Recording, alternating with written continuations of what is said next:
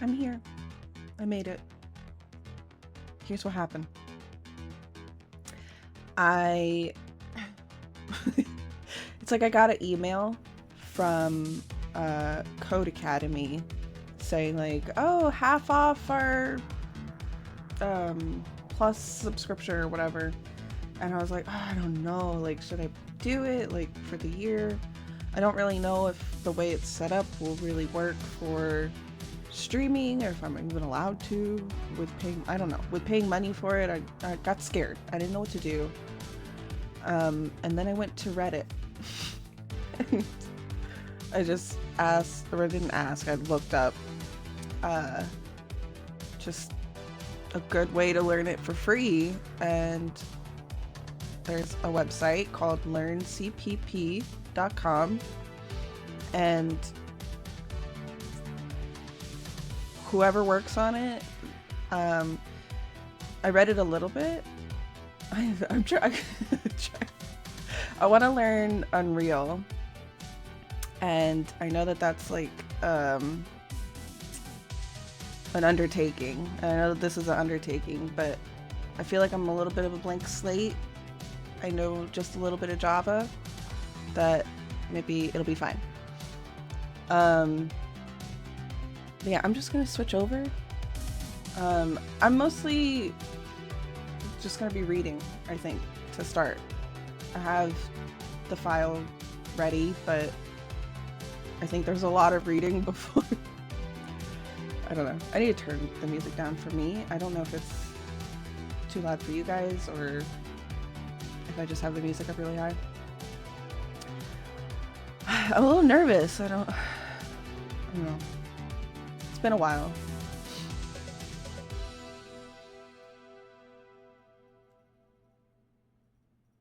Like Moose? Who is Moose?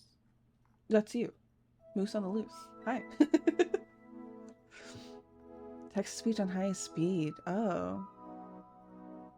Would listening be better? I feel like when I read it, I absorb it, right? When it's going and then my mind can wander. Oh. Bench has it? Wow. Okay. Yeah, I might get tired. And I'm like, actually, never mind. Yeah, I think this is gonna be mostly reading. I don't know. I want mostly to document the journey, so it might be boring, but it's coding. Yeah, and it'll just work. Okay, welcome. Welcome to the Learn C++ tutorials. Also, please let me know if I need to turn the music down. I don't know. I have no idea. Above all else, these tutorials aim to make learning C++ easy. Unlike many other sites and books, these tutorials don't assume that you have any prior programming experience. We'll teach you everything you need to know as you progress, with lots of examples along the way. Whether you're interested in learning C++ as a hobby or for professional development, you're in the right place. Testimonial from reader Siam from Trinidad. It's crazy how perfect this website explains C++ concepts and teaches programming. I read the book Programming Principles and Practice Using C++, and it was rather confusing. This website makes it clear the first time, and they explain everything you need to know. Somehow, they know what I don't know and what I need to know, okay? It's almost like my future self went back in the past to teach me what mistakes I will make. All right. A little too loud. Okay. I'm going to, just because I mumble, turn me up. I'm going to turn this down a little. I don't know if I want. That might be good. Okay. Lesson structure.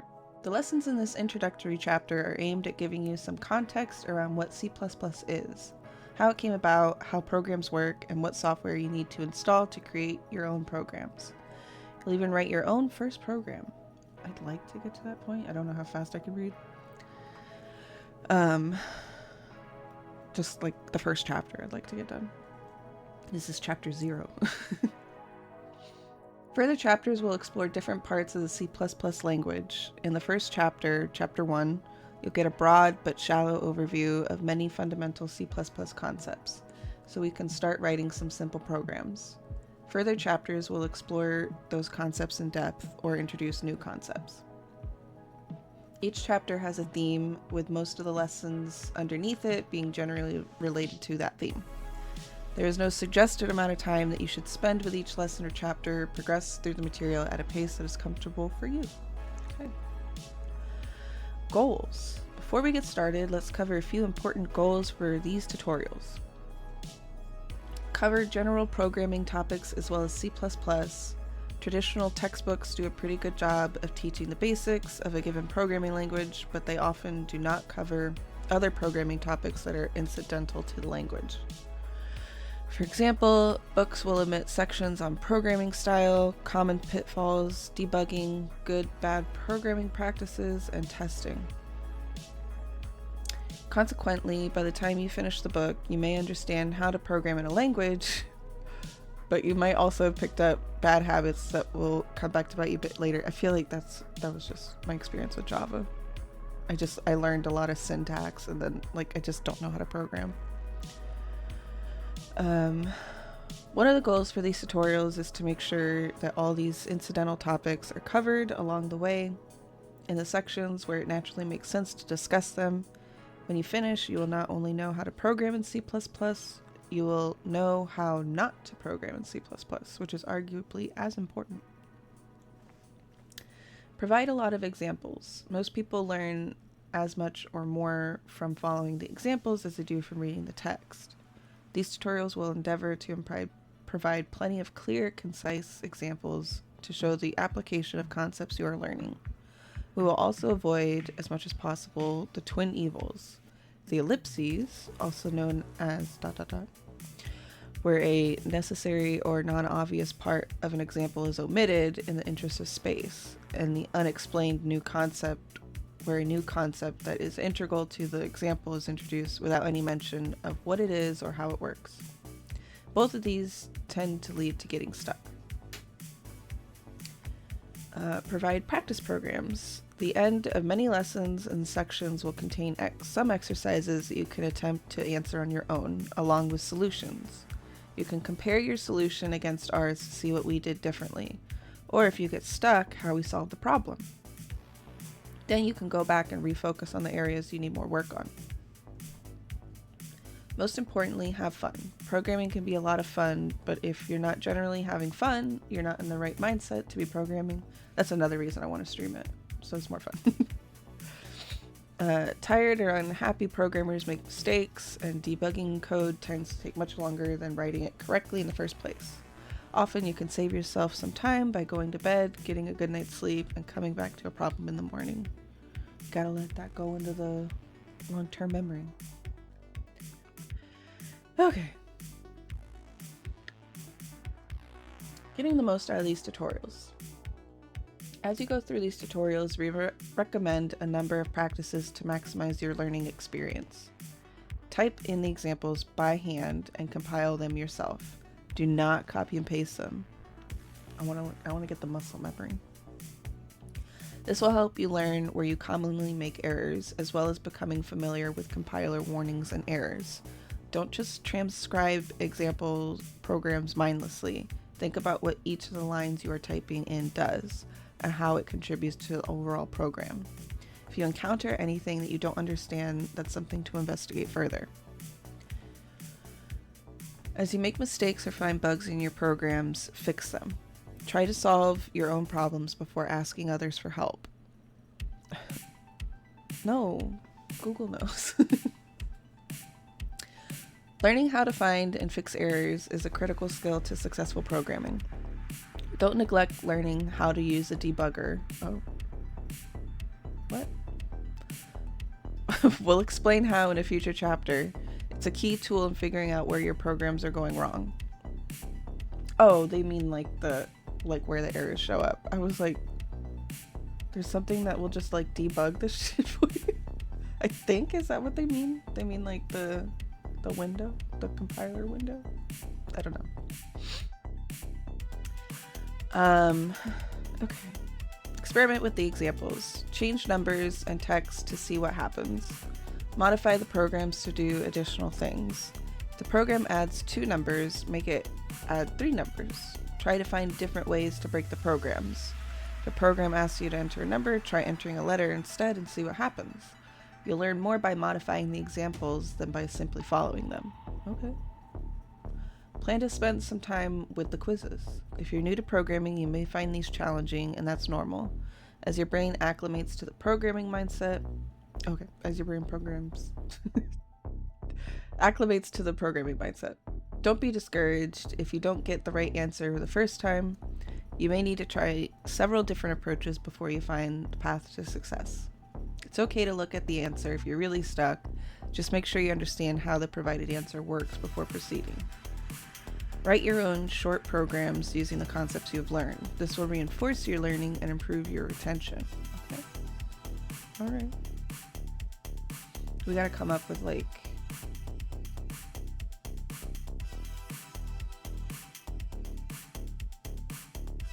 programs to write for the stream. Something like to improve the stream, you know? Alright, common site-related questions. How do I sign up for the site? How do I get a login? All parts of the site are accessible anonymously, therefore no user account or sign up is needed. I loved that. I was like, oh, beautiful. Is there a PDF version of the site available for offline viewing? Unfortunately, there is not. The site is able to stay free for everyone because we're ad sponsored. That model simply doesn't work in PDF format. You're welcome to convert pages from this website into PDF or any other format for your own private use, so long as you do not distribute them. I do have an ad blocker on. I turn it off while I'm not going to be streaming. I just don't. They have it like in the middle of like the actual information, and I didn't want to risk like, I don't know, anything fishy or weird or like just a weird ad coming up, or didn't want to deal with it. But I figured I put the URL there that if any of you guys go there, there'll be ads, right? That evens it out. And I'll probably be using it off stream as well. I don't know, I feel guilty just using an ad blocker. I guess because I feel very indebted right now to finding this website.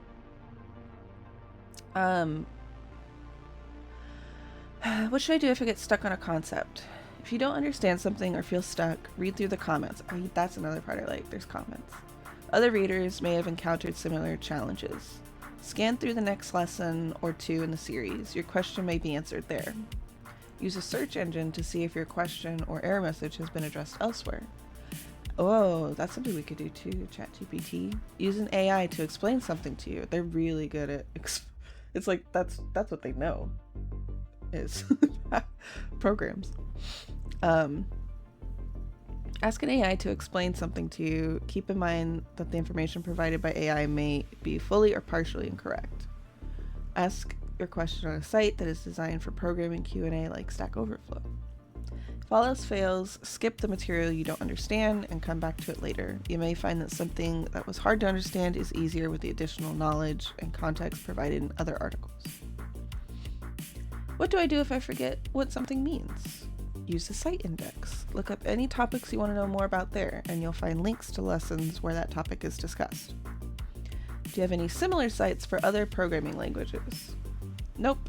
Maintaining the site requires a lot of time. Doing other languages will require being able to clone myself a few times. Okay. Can you do a dark mode for the site? Not easily, but you can. And this is actually the plugin I use for, I guess that's the one. So I already had it. Finally, one small nag. This site is free because it's ad supported. If you find yourself enjoying lessons, please consider disabling your ad blocker. I am considering it. I will not, while not streaming. I think that's fair. He said, please consider, you know? Or, I don't know if it's Alex. Could be anyone. All right, we got 0.1 done, which that's what the stream title is, so that's already a huge feat. We got through it. All right, introduction to programming languages.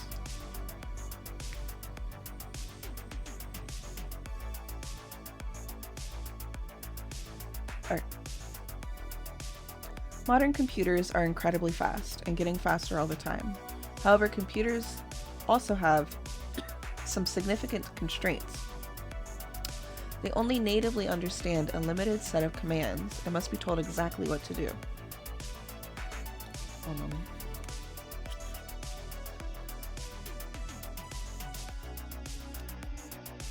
A computer program, also commonly called an application, is a set of instructions that the computer can perform in order to perform some task. The process of creating a program is called programming. Programmers typically create programs by producing source code, commonly shortened to code. Wow. I didn't really think about how code is short for source code. Which is a list of commands typed into one or more text files.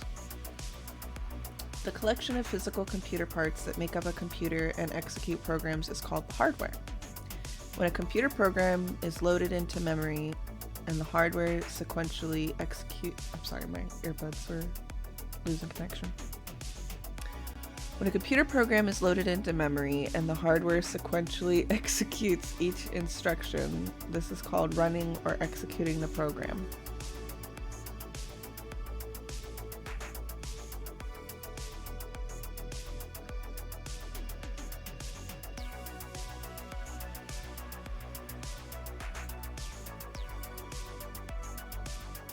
My earbuds, I'm sorry. I'm just like, I need the music to be in the background, and if it's skipping, it's bothering me.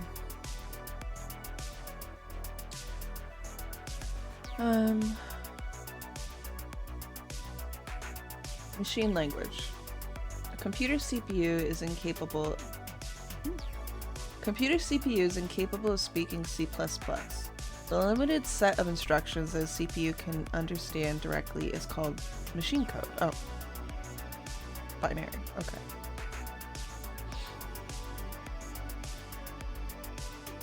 Or machine language, or an instruction set. Here's an example. Here is a sample machine language instruction. 10110000. That's one of my favorite episodes of Futurama. Is Fry moving in with Bender.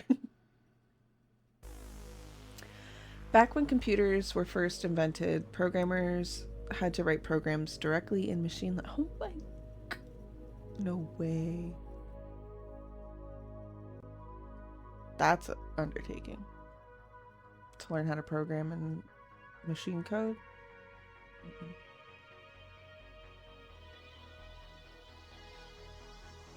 How these instructions are organized is beyond the scope of this introduction. Like, I'm not teaching you how that works.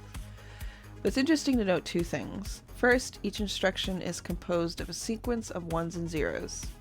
Each individual 0 or 1 is called a binary digit, or bit for short. The number of bits that make up a single command varies. For example, some CPUs process instructions that are always 32 bits long, whereas some other CPUs, such as the 8664 family, which you may be using, yes, but they know, have instructions that can be variable lengths. Ooh. Second, each set of binary digits is interpreted by the CPU into a command to do a very specific job, such as compare these two numbers, or put this number in that memory location. However, because different CPUs have different instruction sets, instructions that were written for one CPU type could not be used on a CPU that didn't share the same instruction set. Oof. This meant programs generally weren't portable without using major rework to different types of system and had to be written all over again. Okay. Assembly language. Because machine language is so hard for humans to read and understand, assembly language was invented. In an assembly language, each instruction is identified by a short abbreviation rather than a set of bits, and names and other numbers can be used. Here's the same instruction as above in assembly language. Okay. Different. It's different. This makes assembly much easier to read and write than machine language. However, the CPU cannot understand assembly language correctly. Oh, is that like... Oh, never mind. Cannot understand assembly language directly. Instead, the assembly program must be translated into machine language before it can be executed by the computer. This is done by using a program called an assembler. Programs written in assembly languages tend to be very fast, and assembly is still used today when speed is critical. That's interesting. However, assembly still has some downsides. First, assembly languages still require a lot of instructions to do even simple tasks. While the individual instructions themselves are somewhat human readable, understanding what an entire program is doing can be challenging. It's a bit like trying to understand a sentence by looking at each letter individually. Second, assembly language still isn't very portable. A program written in assembly for one CPU will likely not work on hardware that uses a different instruction set. It would have to be rewritten or extensively modified. High-level languages. To address the readability and portability concerns, new programming languages such as C, C++, Pascal, and later languages such as Java, JavaScript, and Perl were developed. These languages are called high-level languages as they are designed to allow the programmer to write programs without having to be as concerned about what kind of computer the program will be run on. Here's the same instruction as above in C, C++. Beautiful. A equals 97. How hard was that? Much like assembly programs, programs written in high-level languages must be translated into a format the computer can understand before they can be run. There are two primary ways this is done: compiling and interpreting. A compiler is a program or collection of programs that reads source code, typically written in high-level language, and translates it into some other language, typically a low-level language such as assembly or machine language, etc. Most often, these low-level language files are then combined into an executable file containing machine language instructions that can be run or distributed to others. Notably, running the executable file does not require the compiler to be installed. In the beginning, compilers were primitive and produced slow, unoptimized code. Okay. However, over the years, compilers have become take a long time to compile everything. However, over the years, compilers have become very good at producing fast, optimized code, and in some cases can do a better job than humans can in assembly language. Here's a simplified representation of the compiling process. High-level language source code, so C++, is compiled by a compiler, which produces an executable. The executable runs on a computer, which produces a program. Okay, I did know all that. I felt like I was going to gain something from that, but I was like, yeah. Since the C++ programs are generally compiled, we'll explore C++ compilers in more detail shortly. An interpreter is a program that directly executes the instructions in the source code without requiring them to be compiled into an executable first. Interpreters tend to be, so like Unreal, right? Like it just runs the code in the program. Is that what that means? Interpreters tend to be more flexible than compilers, but are less efficient when running programs because the interpreting process, it's like reading it as it's running it. Usually done every time the program is run, right? Am I getting that right? This also means the interpreter must be installed on every machine where an interpreted program will be run. Okay. Here is a simplified representation of the interpretation process. High-level language code is interpreted by the interpreter, which is run on a computer, which makes a program. Optional reading, please. Oh, no. No, I already know I'm using a compiler, so I guess I'm just confused. You know what? Stack Overflow.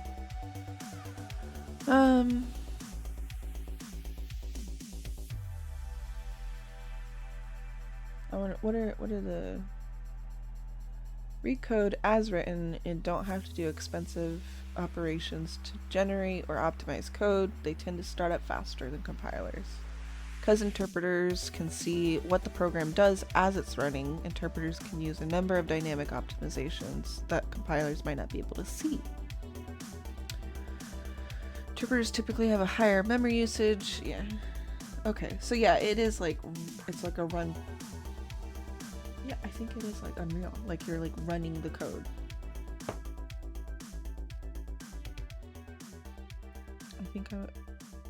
Tell me I'm wrong. Okay. Another advantage of compiled programs is that distributing a compiled program does not require distributing the source code. In a non-open source environment, this is important for IP protection purposes. Most languages can be compiled or interpreted. Traditionally, languages like C, C++, and Pascal are compiled, whereas scripting languages like Perl and JavaScript tend to be interpreted. Oh. I did not know that. Some languages like Java use a mix of the two. Okay. I don't really know what I was doing, I guess. High-level languages have many desirable properties. First, high-level languages are much easier to read and write because the commands are closer to natural language that we use every day. Second, high-level languages require fewer instructions to perform the same task as lower-level languages, making programs more concise and easier to understand. In C++, you can do something like A equals B times 2 plus 5 in one line. In assembly language, this would take 5 or 6 different instructions. Third, programs can be compiled or interpreted for many different systems, and you don't have to change the program to run on different CPUs. You just recompile for that CPU. As an example, high-level language code, compiler for 86 software, compiler for PowerPC hardware, compiler for MIPS hardware. Creates all these different executables. I honestly have never heard of these. I don't know. Maybe Linux stuff. I don't know. There are two general exceptions to portability. The first is that many operating systems such as Microsoft Windows contains platform-specific capabilities that you can use in your code. These can make it much easier to write a program for a specific operating system, but at the expense of portability. In these tutorials, we will avoid any platform-specific code. I like that. Second is that some compilers also support compiler-specific extensions. If you use these, your programs won't be able to be compiled by other compilers that don't support the same extensions without modification. Please, because I'm like, what? We'll talk more about this later once you've installed a compiler. Okay. I think I know what they mean though, like the C++ kit or something. I don't know. Rules, best practices, and warnings. As we proceed through these tutorials, we'll highlight many important points under the following 3 categories. Rule. Rules are instructions that you must do as required by the language. Failure to abide by a rule will generally result in your program not working. Best practice. Best practices are things you should do because that way of doing things is either conventional, idiomatic, or recommended. That is, either everybody does it that way, and if you do otherwise, you'll be doing something people don't expect, or it is superior to the alternatives. Warning. Warnings are things that you should not do because they will generally lead to unexpected results. Okay. Introduction to C and C++. Let's do this.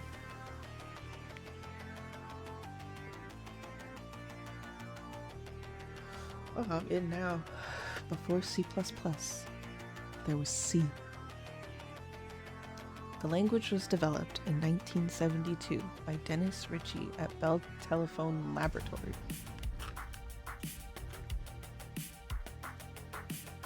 Okay.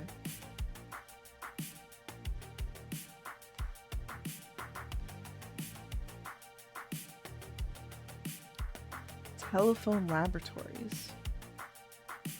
What is that? Like they were like specializing in like telecommunication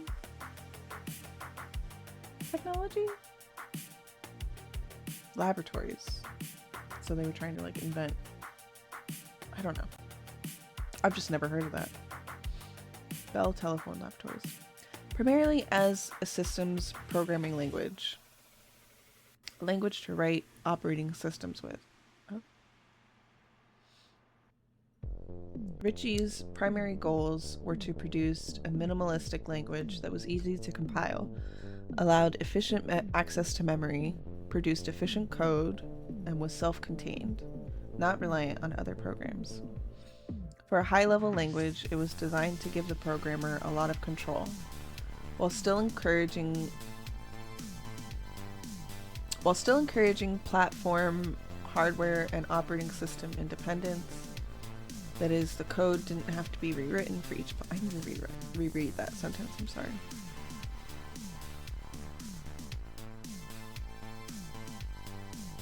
For a high-level language, it was designed to give the programmer a lot of control, while still encouraging platform, hardware, and operating system independence. There was too many parentheses. That is, the code didn't have to be rewritten for each platform. Okay. C ended up being so efficient and flexible that in 1973, Ritchie and Ken Thompson rewrote most of the Unix operating system using C. Many previous operating systems had been written in assembly. Unlike assembly, which produces programs that can only run on specific CPUs, C has an excellent portability, allowing Unix to be easily recompiled on many different types of computers, and speeding its adoption. C and Unix had their fortunes tied together, and C's popularity was in part tied to the success of Unix as an operating system. In 1978, Brian Kernighan and Dennis Ritchie published a book called The C Programming Language. This book was commonly known as K&R. Okay. After the author's last name, provided an informal specification for the language and became a de facto standard. When maximum portability was needed, programmers would stick the recommendations in K&R because most compilers at the time were implemented to K&R standards. In 1983, the American National Standards Institute, ANSI, formed a committee to establish a formal standard for C. In 1989, committees take forever to do anything. Okay. Oh, yeah. 5 years. They finished and released the C89 standard, most commonly known as ANSI-C. In 1990, the International Organization for Standardization, ISO, adopted ANSI-C with a few minor modifications. This version of C became known as C90. Compilers eventually became ANSI C C90 compliant, and programs desiring maximum portability were coded to this standard. In 1999, the ISO committee released a new version of C called C99. C99 adopted many features which had already made their way into compilers as extensions or had been implemented in C++. C++, pronounced C++, was developed by Bjarne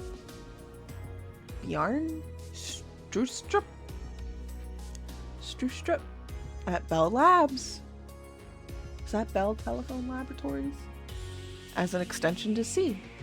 Starting in 1979, C++ adds many new features to the C language, as perhaps best thought as a superset of C, though this is not strictly true, as C99 introduced a few features that do not exist in C++.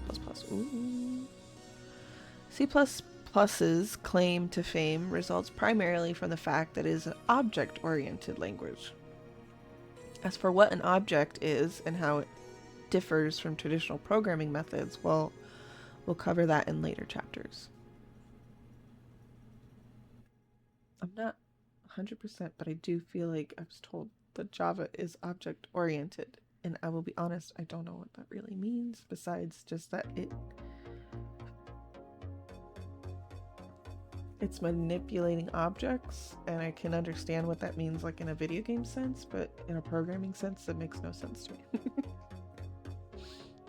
Alright. Where did I stop?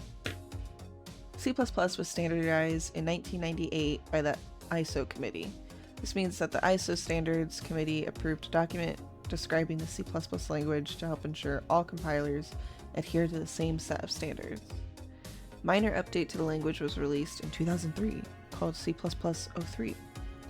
5 major updates to the C++ language, C++ 11, 14, 17, 20, and 23, have been made since then, each adding additional functionality.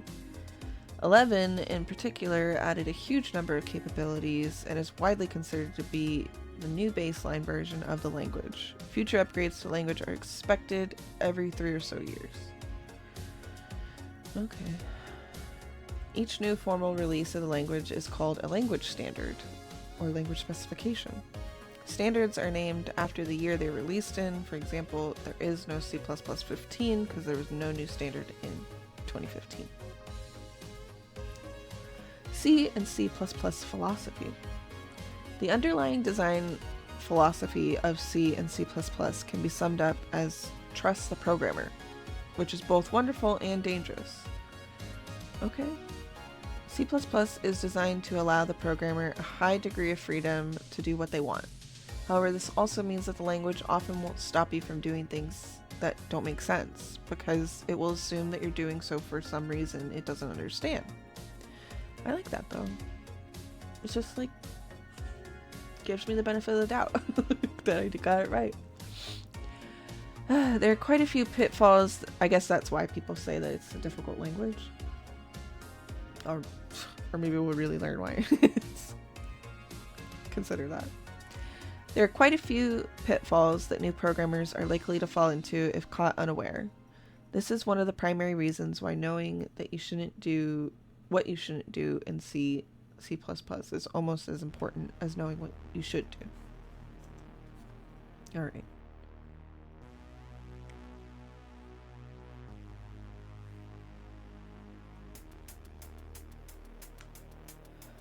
This pen is just like really difficult to pull.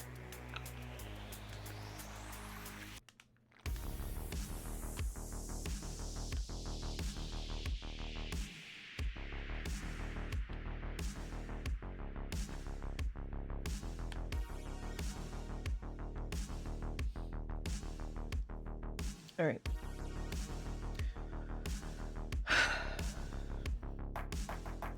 All right, it says, what is C++ good at? Memory allocation. What else did it say? Reading in an easier way. More freedom. Video games? Okay. Oh, okay. What's it good at being used for? Okay.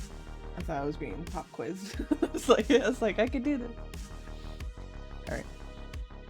C++ excels in situations where high performance and precise control over memory and other resources is needed. Yeah, I got it. Here are a few common types of applications that most likely would be written in C++. Video games, real-time systems, for transportation and manufacturing. That's true. High-performance financial applications, graphical applications and simulations, productivity office applications. I'm going to make the next Microsoft Word. Embedded software, audio and video processing, artificial intelligence and neural networks.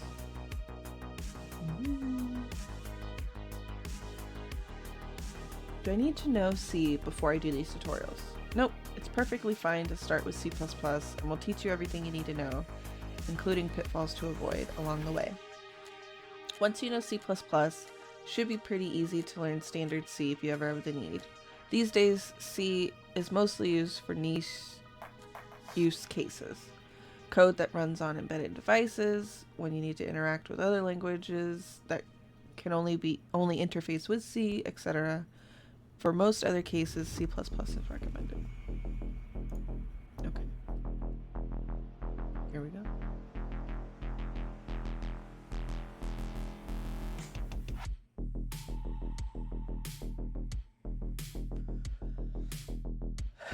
Before we can write and execute our first C++ program, we need to understand in more detail how C++ programs get developed.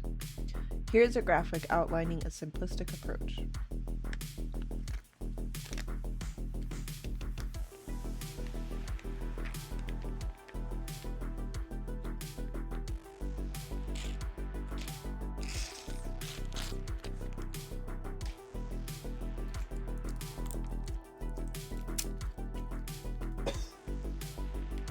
Excuse me.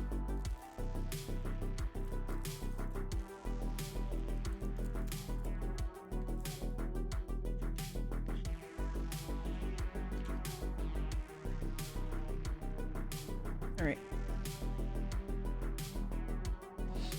Step 1, define the problem to solve. Okay. Step 2, design a solution. Step 3, write a program that implements the solution.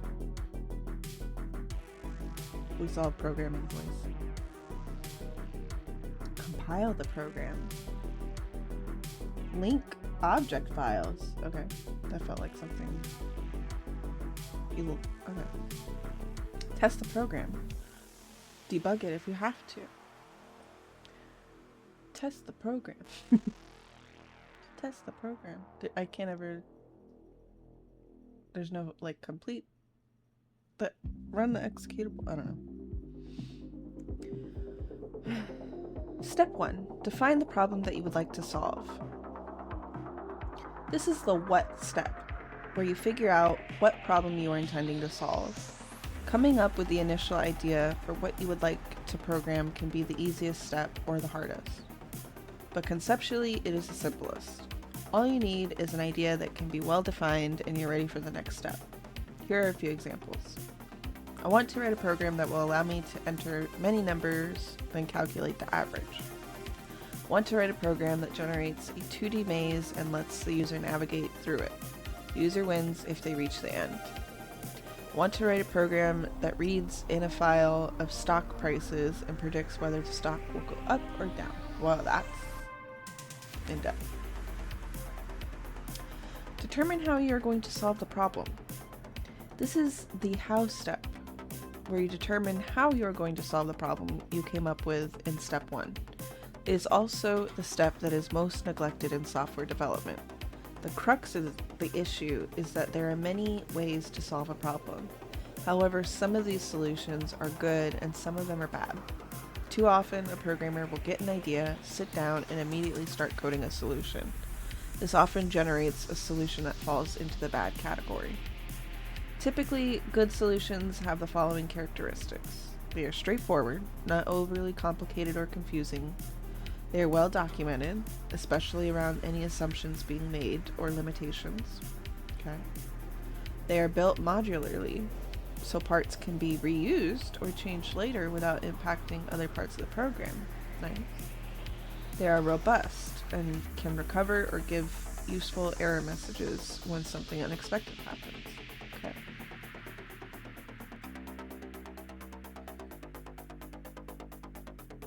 I know how to do that a little bit. Like putting like stop codes or whatever. Okay. I'm getting a little excited. I'm like, oh, I'm ready to learn. I guess because I'm following We haven't really gotten into anything yet, but I'm like, I'm following this very well. I feel like I'm retaining it.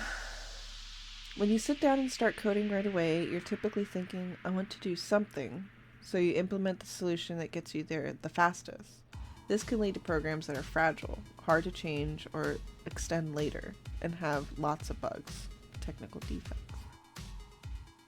As an aside, the term bug was first used by The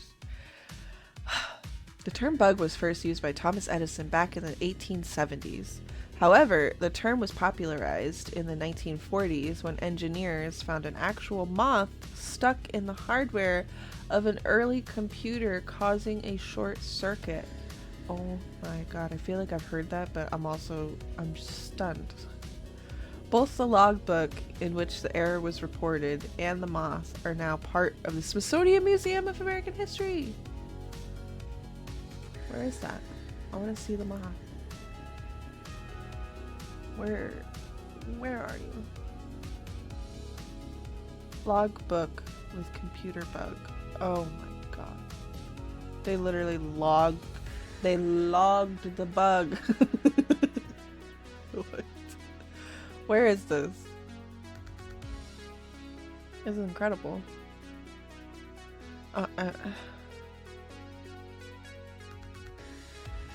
Exhibition location.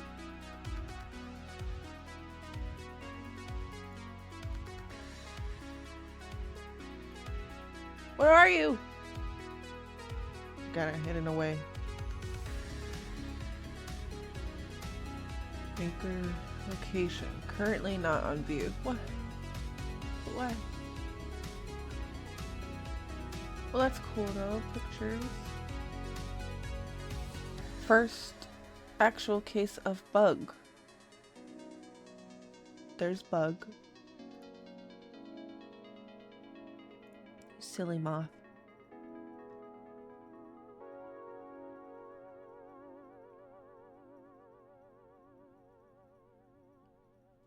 Thomas Edison talked about bugs in electrical circuits. Oh, so like not even talking about computers, just talking about like, my machine. My machine has bugs. Okay. Interesting. Various studies have shown that on complex software systems, only 10 to 40% of a programmer's time is actually spent writing the initial program. The other 60 to 90% is spent on maintenance, which can consist of debugging, removing bugs, updates to cope with changes in the environment, to run on a new OS version, enhancements, minor changes to improve usability or capability, or internal improvements to increase reliability or maintenance. Consequently, it's worth your time to spend a little extra time up front before you start coding. Stop. Consequently, it's worth your time to spend a little extra time up front before you start coding, thinking about I know these parentheses are going to get me, but I feel like I do that a lot. Not with parentheses, but with commas. Like, I'll just be like, also this, and I think it confuses sentences, but I think I'll get used to it, but it's a lot. How this person, I like it. Like, I think I'm gonna start liking it, but I have to like catch myself. I'm like, wait. Consequently, it's worth your time to spend a little extra time up front before you start coding, thinking, like, that didn't need to be in parentheses at all. Thinking about the best way to tackle a problem, what assumptions you are making, and how you might plan for the future in order to save yourself a lot of time and trouble down the road. We'll talk more about how to effectively design solutions to problems in a future lesson. Okay. Step 3. Write the program. Alright. In order to write the program, we need two things. First, we need knowledge of a programming language. That's what these tutorials are for. Oh, that's what these tutorials are for. It's exclamation point. Second, we need a text editor to write and save our written programs. Programs we write using C++ instructions are called source code. often shortened just to code. It's possible to write a program using any text editor you want, even something as simple as Windows Notepad or Unix's V or Pico. I always think I'm like with technology and I know what I'm talking about, but then anything outside of Windows, I'm like, I don't know what that is. A program, even Mac, I'm just like, how do I, where am I? Okay. A program typed into a basic text editor would look something like this. Okay. Here's some text. However, we strongly urge you to use an editor that is designed for programming called a code editor. Don't worry if you don't have one yet. We'll cover... Whoa. Hello. Hello, Rip No Bite. Thank you for following. We'll cover how to install a code editor shortly. A typical editor design... I already kind of went ahead with it just because getting the stream set up, but we'll read through it anyways because there might be information. Who knows? Typical editor designed for coding has a few features that make programming much easier, including line numbering. Line numbering is useful when the compiler gives us an error. As a typical compiler error will state, some error code message line 64. Without an editor that shows line numbers, finding line 64 can be a real hassle. Syntax highlighting and coloring. Syntax highlighting and coloring changes the color of various parts of your program to make it easier to identify the different components of your program. An unambiguous fixed width font, often called a monospace font, so it's like easy to read.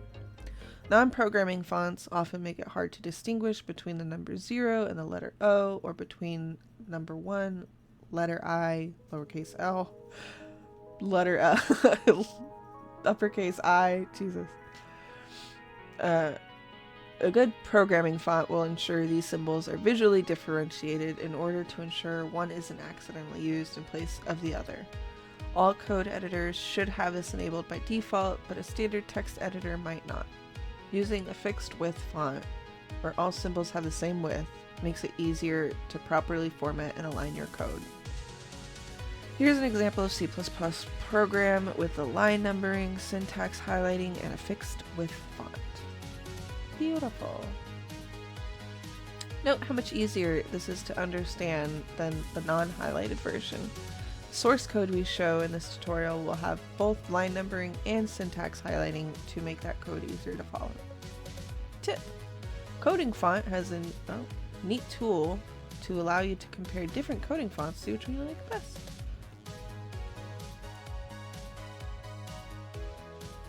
Typogram. Hello friend, I'm Wenton, creator of Coding Font. I've been building Typogram, a logo design tool, and it is now launched. Upload us on Product Hunt.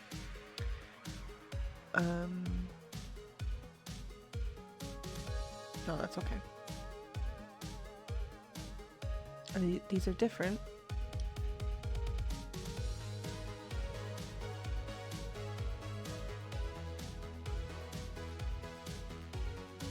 I started studying C++ last year, a great language.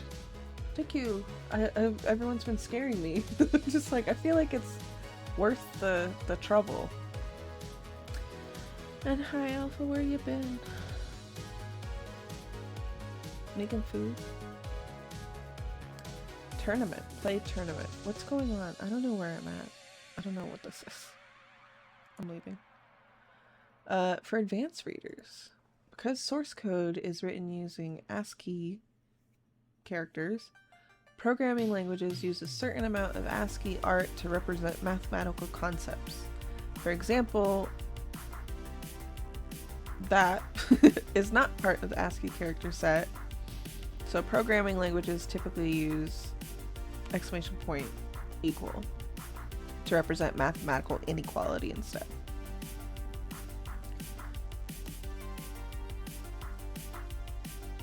I have not really looked at Python at all.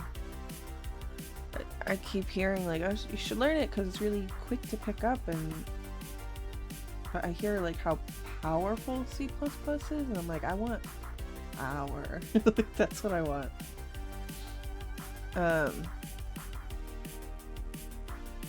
Some programming fonts, such as Fura Code, oh, that's what the other one was saying, that other website, use ligatures to combine such art back into a single character. For example, instead of displaying exclamation mark equals, Fura Code will display O. Some people find this easier to read. I don't think that. Maybe just because of Java, but I'm like, no, the exclamation mark works fine. The programs you write will typically be named something.cpp, where something is replaced with the name of your choosing for the program, calculator, etc. The .cpp extension tells the compiler and you that this is a C++ source code file that contains C++ instructions. Note that some people use the extension .cc or cxx, instead of .cpp, but we recommend you use .cpp. Okay. Best practice. Name your code files something.cpp, where something is the name of your choosing, and .cpp is the extension that indicates. Okay, let me do that. Oh, thank you. Oh my gosh. Hi. How you doing? I don't get a lot of subscribers, so I'm like, okay. Depends on what you want to do. Python's great for automation, for example. Oh my god, it was a Prime sub too. Oh my god. Wow, thank you. Okay. Is the music skipping for you guys, or is it just my earbuds? Because if it's fine on stream, I'm fine with it doing it. But if it's doing it on stream, I don't know. I don't know what I'll do. Alright. No skipping, the music's just playing fine? Okay, good. That's fine. Beautiful. Also note that many complex C++ programs have multiple .cpp files. Although most of the programs you will be creating initially will only have a single .cpp file. Because of the green, I keep thinking the gray is more green than it is.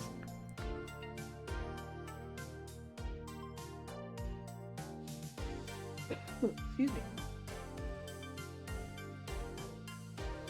Once we've written our program, the next steps are to convert the source code into something that we can run, and then see whether it works.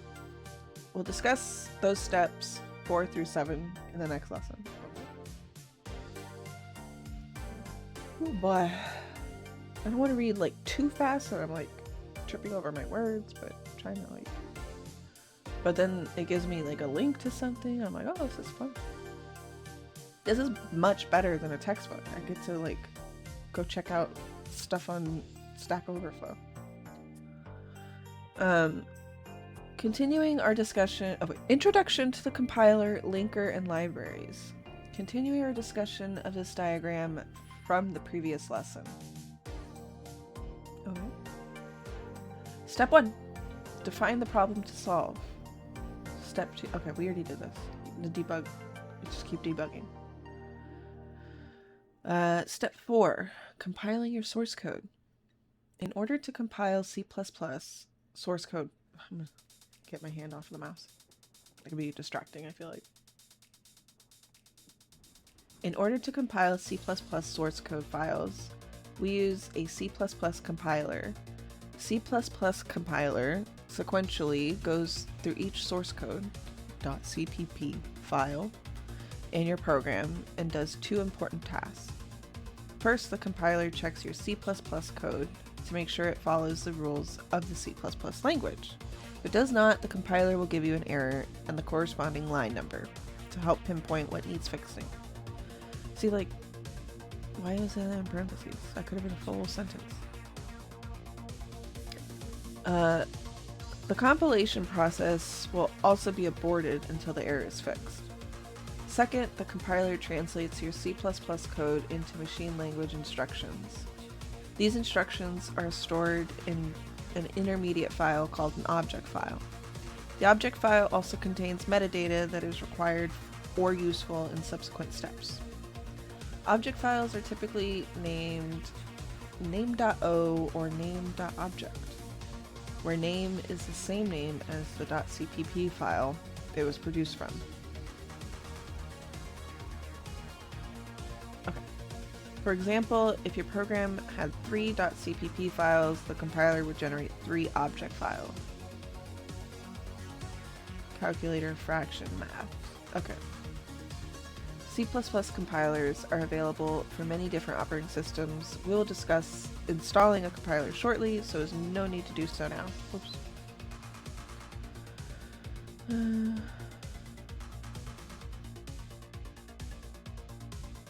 Step 5. Linking object files and libraries. After the compiler has successfully finished, another program called the linker kicks in. Okay. The linker's job is to combine all of the object files and produce the desired output file. Typically, okay. This process is called linking. First, the linker reads in each of the object files. I'm like, okay, this is like actually really important. I'm going. Good studies. Bye. Okay. Enjoy. I'm hoping, yeah, like. It's just something relaxing to have on. I don't know. Constant sound.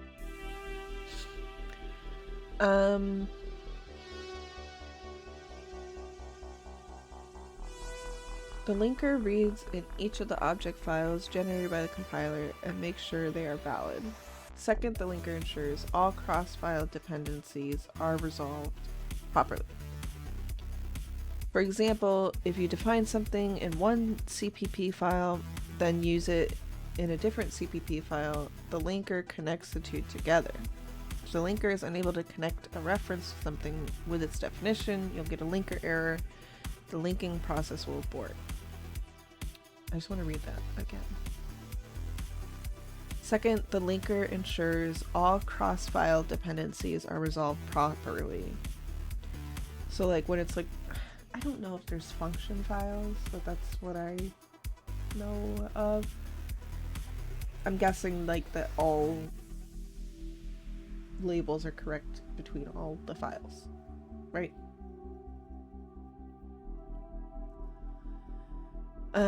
Third, the linker also is capable of linking library files. A library file is a collection of precompiled code that has been packaged up for reuse in other programs.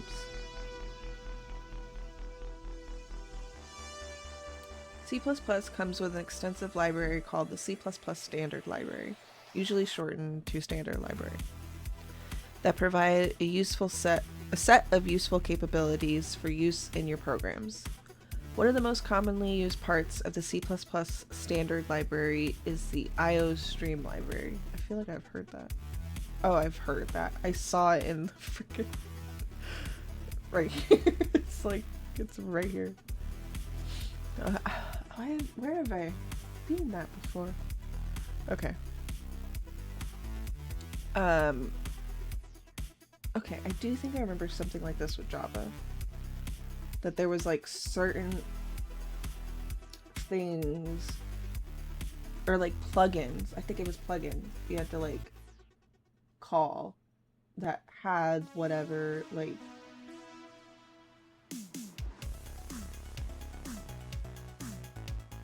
you know, that you needed formula or you know what is the word? Function. Whatever function you were needing. Jeez. Yeah, plugin. It just came to me. I think that is the word. You just need to pull. No, don't pull down the job textbook. No, we have this. Okay. Okay, so standard library. IO Stream Library, which contains functionality for printing text on a monitor. Oh. Okay. For printing text on a monitor and getting keyboard input from a user. Almost every C++ program written utilizes the standard library in some form, so it's very common for the standard library to get linked into your programs. Most linkers will automatically link in the standard library as soon as you use any part of it, so this generally isn't something you need to worry about. Okay.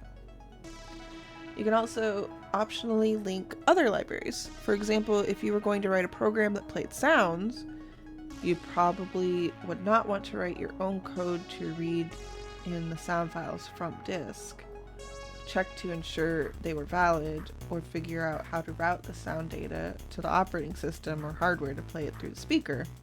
That would be a lot of work. Instead, you'd probably download a library that already knew how to do those things and use that. Okay, I think this is the plugins. We'll talk about how to link in libraries and create your own in the appendix. Alright, the linker, okay, links the executable, the library, the objects, and other libraries too. Once the linker has finished linking all the object files and libraries, then assuming all goes well, you will have an executable file that you can run. Okay. So the linker takes all of this and turns this into the exe. Right.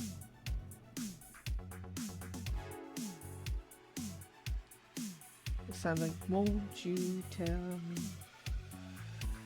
Somebody tell me. No.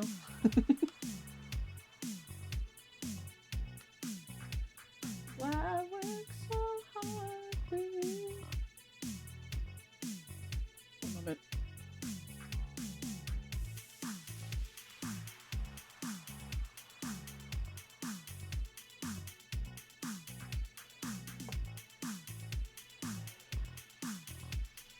Okay. Building. Because there are multiple steps involved, the term building is often used to refer to the full process of converting source code files into an executable that can be run. Specific executable I need to start this sentence over. Because there are multiple steps involved, the term building is often used to refer to the full process of converting source code files into an executable that can be run. A specific executable produced as the result of building is sometimes called a build. Okay. For advanced readers. For complex projects, build automation tools such as Make or Build2 are often used to help automate the process of building programs and running automated tests. While such tools are powerful and flexible because they are not part of the C++ core language, nor do you need to use them to proceed, we'll not discuss them as part of this tutorial series. Okay. Fine.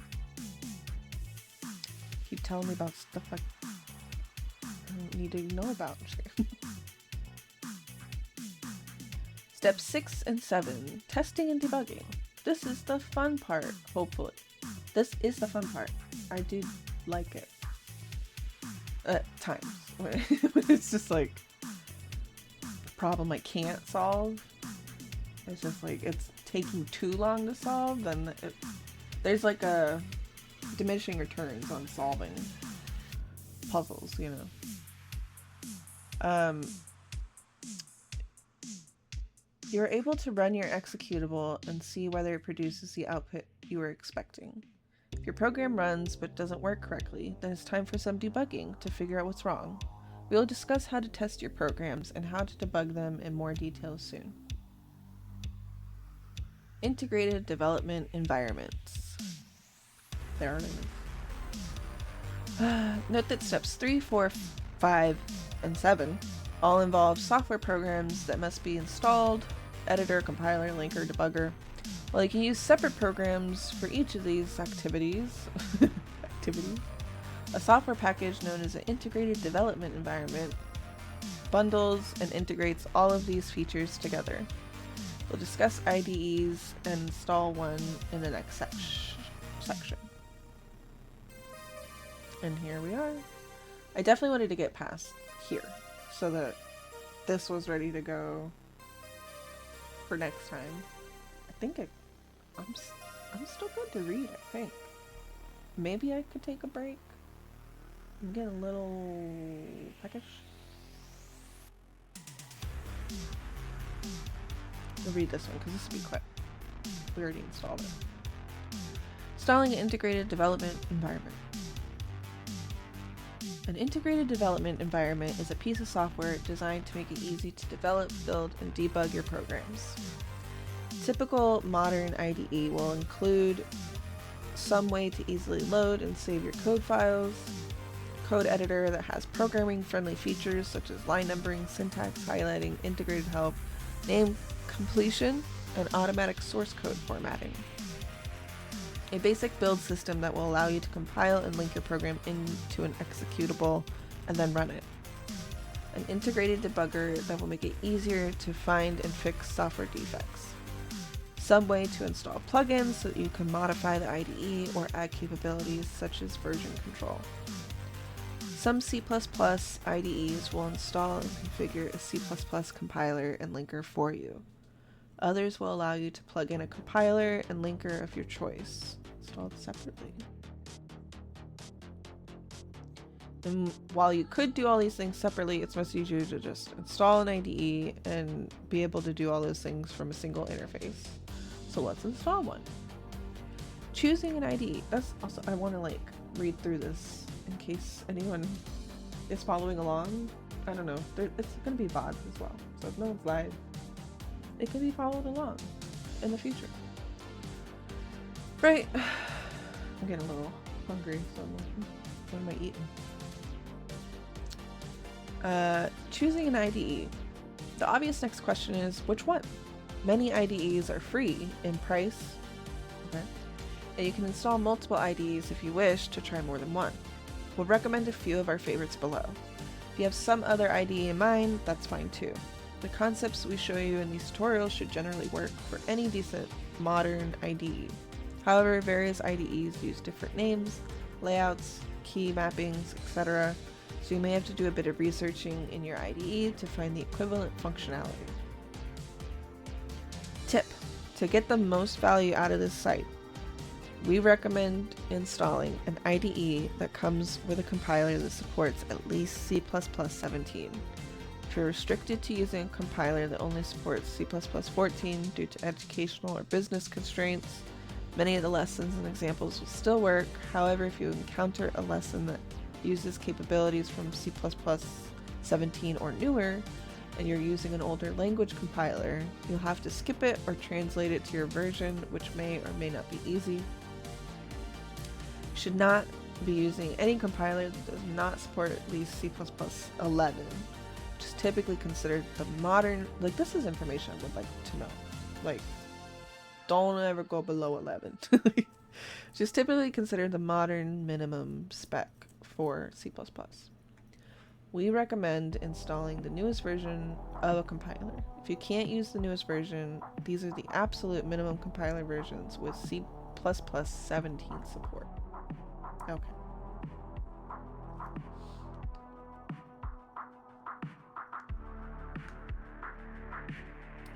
Visual Studio for Windows.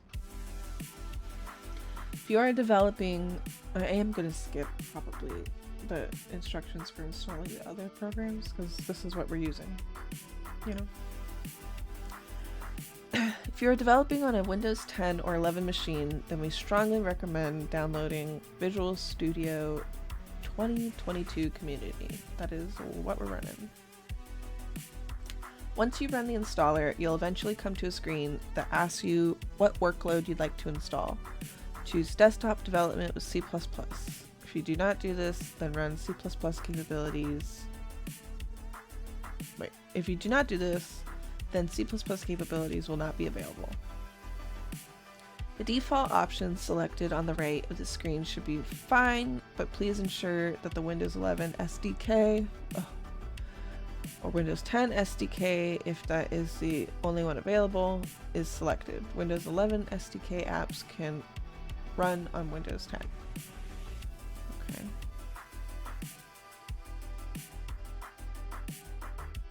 If disk space and or download size are a challenge, then Microsoft still offers Studio Express, which you can find towards the bottom of the page. Microsoft is no longer supporting this product, and it doesn't have many of the newer C++ language capabilities, so we only suggest it for users who cannot install Visual Studio Community. Okay. Code blocks for Linux or Windows. We're going to skip this. Great, because I'm not using this.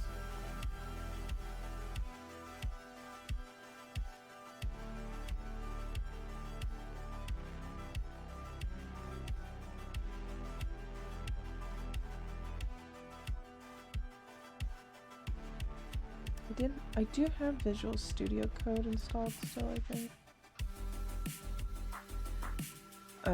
Visual Studio Code, also called VS Code, not to be confused with the similarly named Visual Studio Community, is a code editor that's a popular choice with experienced developers because it's fast, flexible, open source, works for multiple programming languages, and is available for many different platforms. Downside is that VS Code is much harder to configure correctly than other choices on this list, and on Windows harder to install as well. What? What?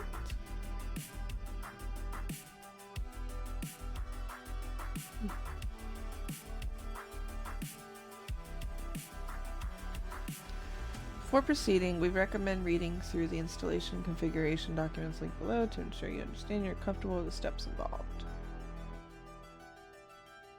Oh. We strongly do not recommend this option unless you're already familiar with it. Okay.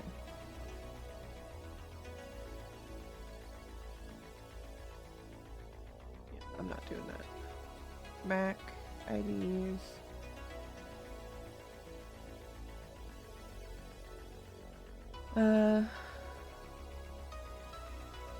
Other compilers or platforms. Oh, there's web-based ones. That's nice.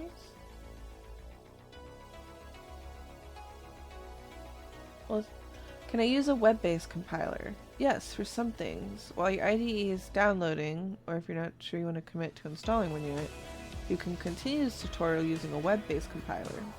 We recommend one of the following. Tutorials Point, Wandbox, and Godbolt. Web-based compilers are fine for dabbling in simple exercises.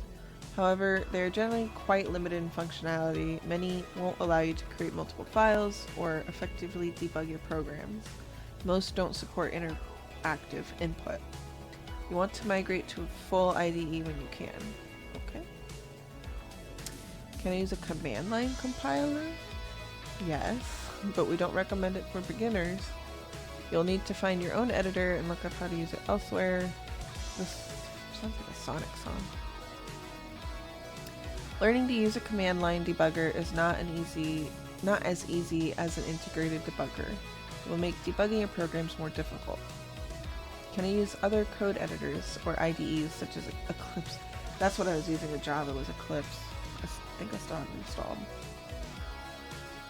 Yes, but we don't recommend it for beginners. There are many great code editors and IDEs that can be configured to support a wide variety of languages and allow you to mix and match plugins to customize your experience however you like. However, many of these editors and IDEs require additional configuration to compile C++ programs, and there's a lot that can go wrong during that process. For beginners, we recommend something that works out of the box so you can spend more time learning to code and less time trying to figure out why your code editor isn't working properly with your compiler or debugger. I love that. That's good. Just everything I'm getting from these lessons is like a lot of sense. Just a lot of sense. IDEs to avoid. Oh man. You should avoid the following IDEs altogether because they do not support at least C++ 11. Do not support C++ at all, or no longer actively supported or maintained. Borland Turbo C++ does not support 11. Okay. Visual Studio for Mac doesn't support C++. And then Dev C++ is not actively supported. There's no good reason to use an outdated or unsupported compiler when lightweight, free alternatives that support modern C++ exist. Gotcha. I hear you. When things go wrong, aka when IDEs stands for I don't even, IDE installations seem to cause their fair share of problems. Installation might fail outright, or installation might work, but the IDE will have problems when you try to use it due to configuration issue. If you encounter such issues, try uninstalling the IDE, assuming it installed in the first place. Reboot your machine, disable your antivirus or anti-malware temporarily, and try the installation again. I love to restart your computer too. Don't forget that step, please. If you're still encountering issues at this point, you have two options. The easier option is to try a different IDE. The other option is to fix the problem. Fortunately, the causes of installation and configuration errors are varied and specific to the IDE software itself, and we're unable to effectively advise on how to resolve such issues. In this case, we recommend copying the error message or problem you're having into your favorite search engine, such as Google or DuckDuckGo, and trying to find a forum post elsewhere or some poor soul who has inevitably encountered the same issue. Often there will be suggestions on things you can try to remedy the issue. Moving on. Once your IDE is installed, which can be one of the hardest steps if things don't go as expected, or if you're temporarily proceeding with a web-based compiler, you are ready to write your first program. Compiling your first program. Before we can write our first program, okay.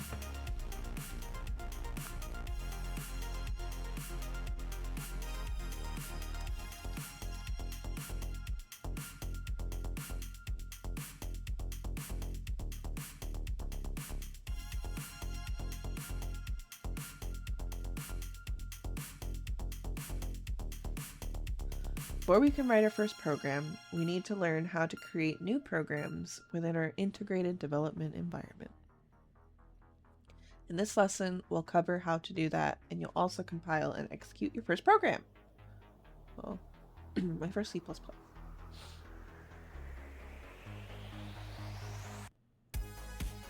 Projects. To write a C++ program inside an IDE, we typically start by creating a new project. I'll show you how to do this in a bit. A project is a container that holds all of your source code files, images, data files, etc. that are needed to produce an executable or library, website, etc. that you can run or use. The project also saves various IDE, compiler, and linker settings, as well as remembering where you left off, so that when you reopen the project later, the state of the IDE can be restored to wherever you left off. When you choose to compile your program, all of the .cpp files in the project will get compiled and linked. Each project corresponds to one program. When you're ready to create a second program, you'll need to create a new project, or overwrite the code in an existing project if you don't want to keep it. Project files are generally IDE specific, so a project created for one IDE will need to be recreated in a different IDE. Okay. Best practice. Create a new project for each program you write. Heard. Don't be rewriting your code. Console projects. When you create a new project, you'll generally be asked what type of project you want to create. All of the projects that we will create in this tutorial will be console projects. Console project. All of the projects that we will create in this tutorial. Console project means that we are going to create programs that can be run from the Windows, Linux, or Mac console. Gotcha. Here's a screenshot of the Windows console. By default, console applications have no graphical user interface, GUI. They print text to the console, read input from the keyboard, and are compiled into standalone executable files. This is perfect for learning C++ because it keeps the complexity to a minimum and ensures things work on a wide variety of systems. Don't worry if you've never used a console before or don't know how to access it. We'll compile and launch our programs through our IDE, which will invoke the console when necessary. Okay. Workspaces solutions. When you create a new project for your program, many IDEs will automatically add your project to a workspace or solution. Term varies. What did they call it here? Solution, right? Yeah, solution. Hello world. Okay. Did the music stop? Oh my god, we listened to the whole playlist. And go.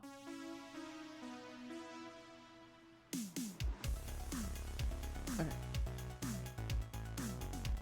You can only stream as long as the playlist. No, just kidding. It's only 10. Okay. We're going. We're schmoving. I would definitely like to get through all of 0. Chapter 0. You know.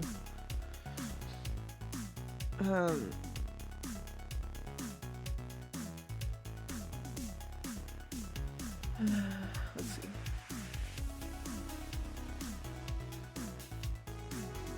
A workspace or solution is a container that can hold one or more related projects. For example, if you were writing a game and wanted to have a separate executable for single player and multiplayer, you'd need to create 2 projects. Would it make sense for both of these projects to be completely independent? After all, they're part of the same game. Most likely, each would be configured as a separate project within a single workspace or solution. Okay. Okay, so solution is the tippy top, and then this is the project. And I can have other projects under this solution. It having the same name. I don't know. I guess it's fine. It says solution.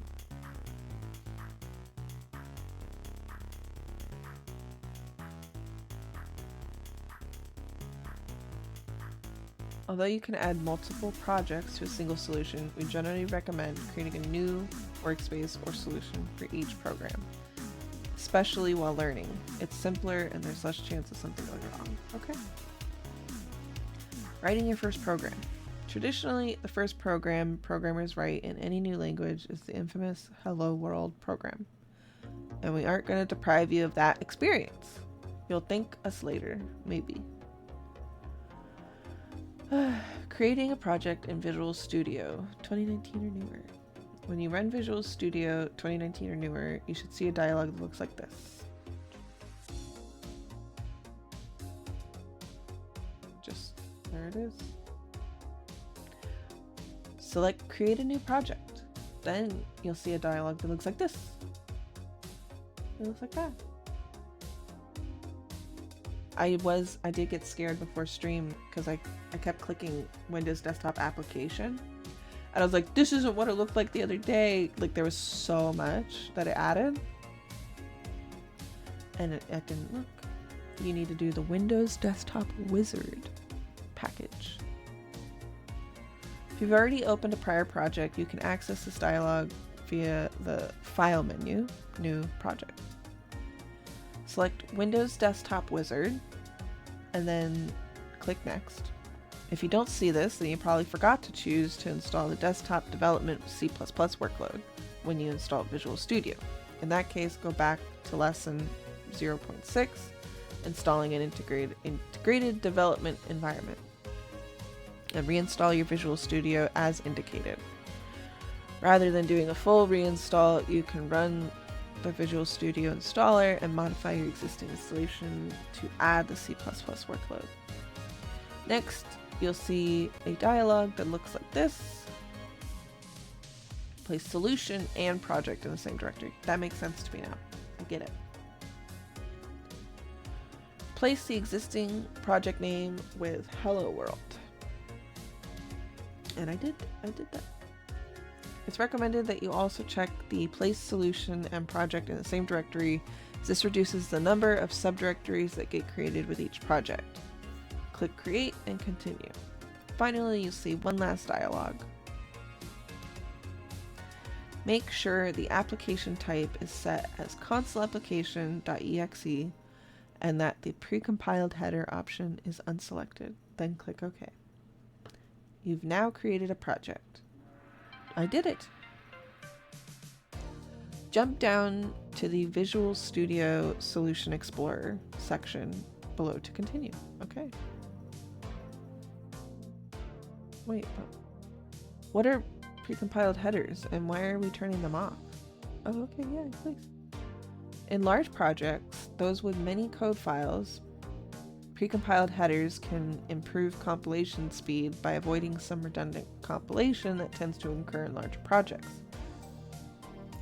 However, precompiled headers require extra work to use, and for small projects such as those you'll create in our tutorials, make little to no difference in compilation times. For this reason, we recommend turning precompiled headers off initially, and only enabling them later if and when you find your compilation time suffering.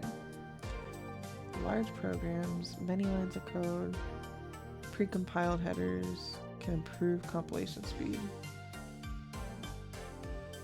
I guess they're saying that, like, the lines of code.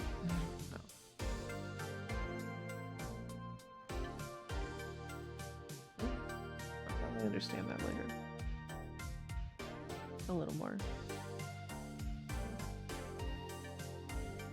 Creating a project in Visual Studio. Okay.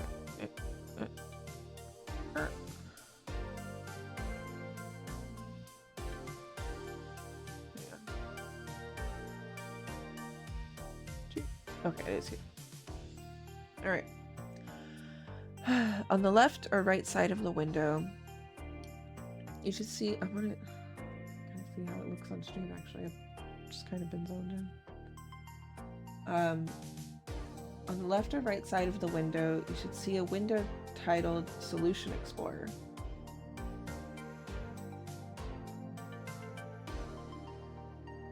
Oh, it's over here. I moved it.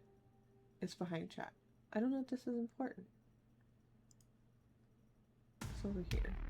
I don't think it's important for you guys to see. I just felt like this looks nice. But it's over here. It is over there default. The left or right side of that window, you should see, or on the left or right, okay, you should see a window titled Solution Explorer. Inside this window, Visual Studio has created a solution for you. Solution, Hello World. Within that, with the name in bold, is your new project, Hello World. Yes. Within the project, Visual Studio has created a number of files for you, including helloworld.cpp underneath the source files tree item.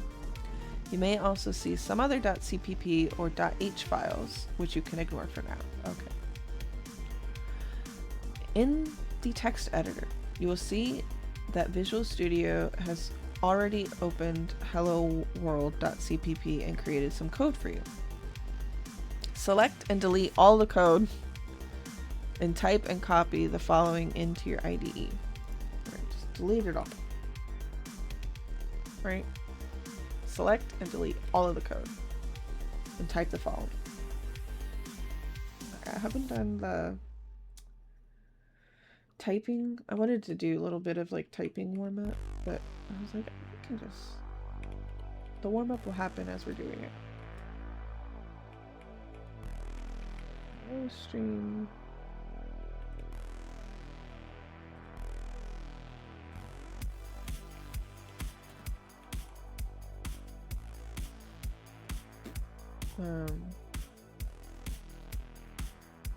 Welly Placket.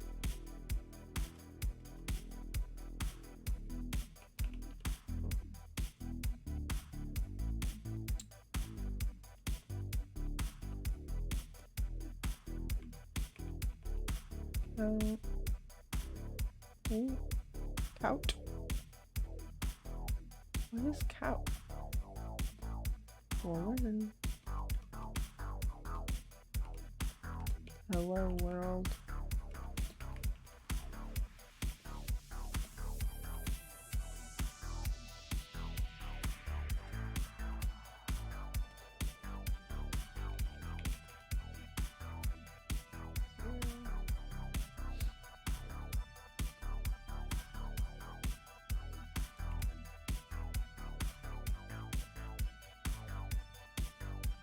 That's right, right? Nope. Yep. Yep. Wait. Yep.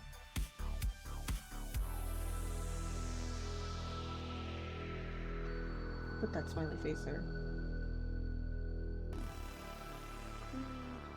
Stream. I think we're good. To compile your program, either press F7. If this doesn't work, try Control Shift B. Or go to the build menu, build solution. If all goes well, you should see the following appear in the output window. Okay, I'm scared. F7. Build starting. Build started. Project Hello World. Configuration debug 64. Hello world.cpp. Oh, it fit. Wait, one succeeded. Did it work?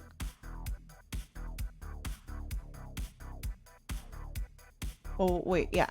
Wait, so it should look like that. All right. Build started. Project Hello World. Configuration debug. Hello world.cpp. VCX proj.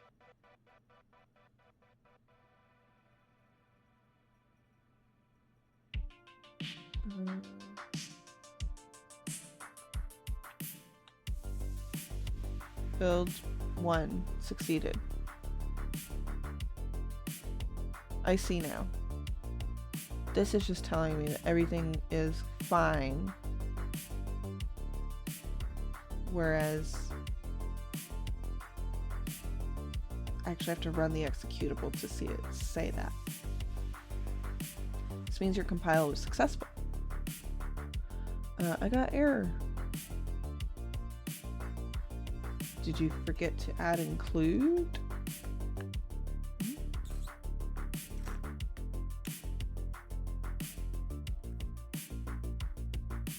To run your compiled program, press Control F5.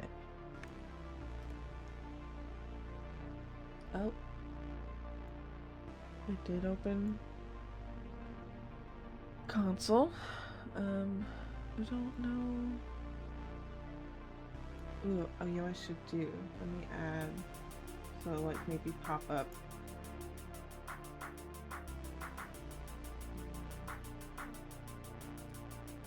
Window capture, console.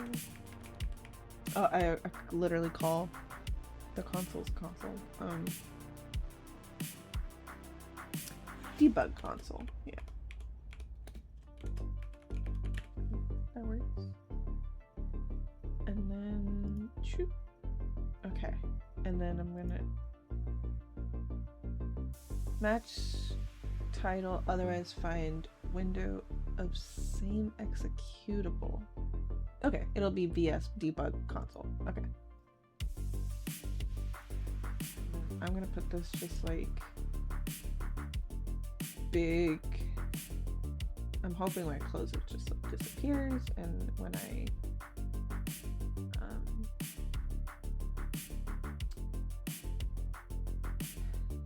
when it pops up, it'll just come up, and when I close it, it'll just go. Right? That should be how it works.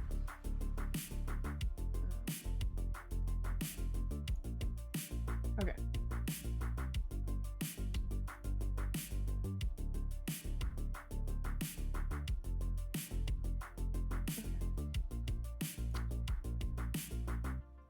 Hello world. Press any key to close this window. Okay.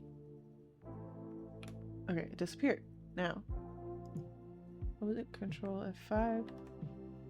Does that just work?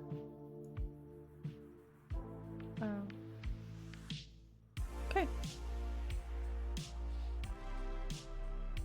I feel like I need to get this like window set up nicely on stream. I didn't know, but now we know. Okay, I'm gonna do that again. Oh, it's so cool.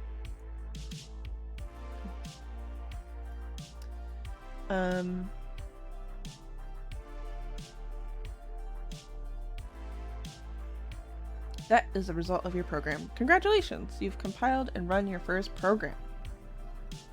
We may stop here. Actually, I want to get to chapter 1, I think. That is the result of your program. Okay. Related content.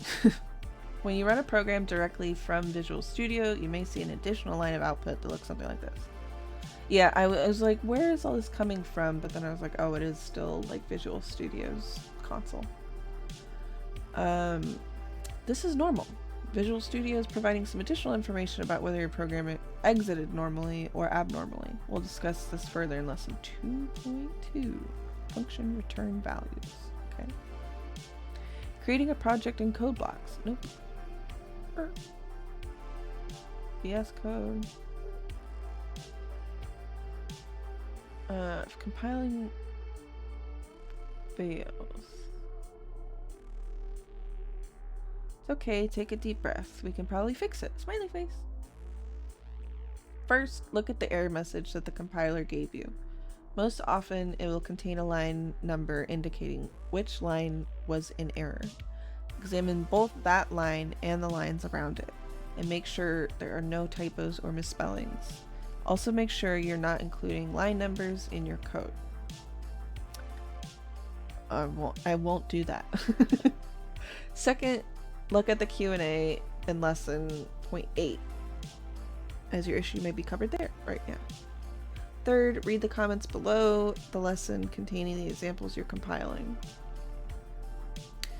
Someone may have encountered the same issue and provided a solution. Finally, if all of the above fail, try searching for your error message on your favorite search engine. Yeah. So likely someone else has encountered this issue before and figured out how to fix it. If your program runs but the console window flashes and closes immediately, when a console program is run, the console window will open and any output from the program will be written into the console window. When the program is finished running, most modern IDEs will keep the console open until you press a key so you can inspect the results of the program before continuing. However, some older IDEs will automatically close the console window when the program finishes running. This is generally not what you want. If your IDE closes the console window automatically, the following 2 steps can be used to ensure the console pauses at the end of the program. First, add or ensure the following lines are near the top of your program. Include IOStream, include limits. Second, the following code at the end of the main function just before the return statement. Okay, clear, ignore, get. Reset any error flags. Ignore any characters in the input buffer until we find a new line. Get one or more characters from the user. Waits for user to press enter. Okay. Yeah, that would be the main bad boy. That was a little itchy. This will cause your program to wait for the user to press enter before continuing. You may have to press enter twice, which will give you time to examine your program's output before your IDE closes the console window. Other solutions such as commonly, I don't really know how I'm reading this. This isn't an issue for me, but commonly suggested system pause solution may only work on certain operating systems and should be avoided. If the console window doesn't open at all and your program doesn't appear to be running, your antivirus or anti-malware may also be blocking execution of the program. If that's the case, try temporarily disabling your scanners and see if the problem resolves. Or exclude the project directory from your scans. Okay. Disable your antivirus. What is the difference between the compile, build, rebuild, clean, and run start options in my IDE?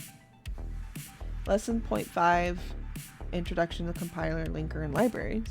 We showed that to produce an executable that can be run, each code in a file in a program is compiled in an object file. I'm losing the ability to read now, but we can get through this. And then the object files are linked into an executable. When a code file is compiled, your IDE may cache the resulting object file. That way, if the program is compiled again in the future, any code file that hasn't been modified doesn't need to be recompiled. cached object file from last time can be reused. This can speed up compilation time significantly at the cost of a little bit of disk space.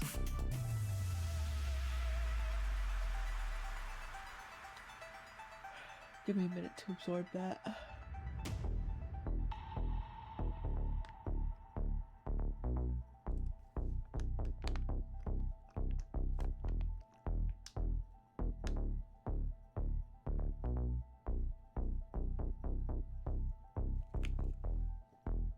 With that in mind, here is what each of the options typically does.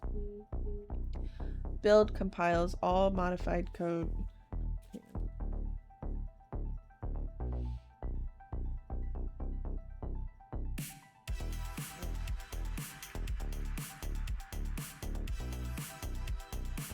That later.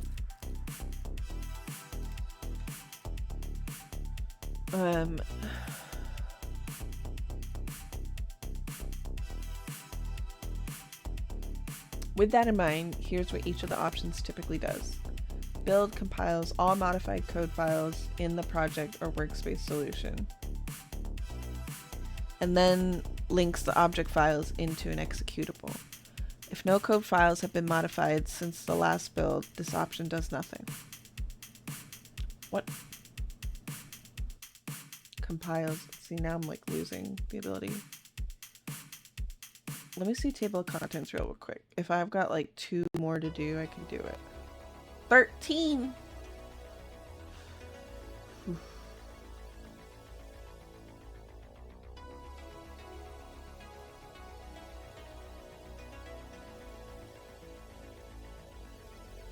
It's 10:30. I can do it. Maybe I should take a break. I've been reading nonstop for 2 hours. Okay, I'll take a break, and we will... What are we on? Oh, crap. Let's finish this one. Hang on. With that in mind, here's what each of the options typically does. Build compiles all modified code files in the project or workspace solution, and then links the object files into an executable. If no code files have been modified since the last build, this option does nothing. Clean removes all cached objects and executables, so the next time the project is built, all files will be recompiled and a new executable produced. Okay. Don't be running it off of cached information. Gotcha. Rebuild does a clean followed by a build. Okay. Compile recompiles a single code file, regardless of whether it has been cached previously. This option does not invoke the linker or produce an executable. Okay. That just is checking, like, is it working? Run start executes the executable from a prior build. Some IDEs will invoke a build before doing a run to ensure that you're running the latest version of your code. Otherwise, other stuff will execute the prior executable. Although we talk informally about compiling our programs, to actually compile our programs, we will typically choose the build or run option in our IDE to do so. Okay. Conclusion. Congratulations! You made it through the hardest part of this tutorial. Okay. Installing the IDE and compiling your first program. Don't worry if you don't understand what the different lines in the Hello World program do. We'll examine and explain each line in detail at the start of the next chapter. Okay, in this section... Oh, hang on. We're going to take a break. I will be back. Bye.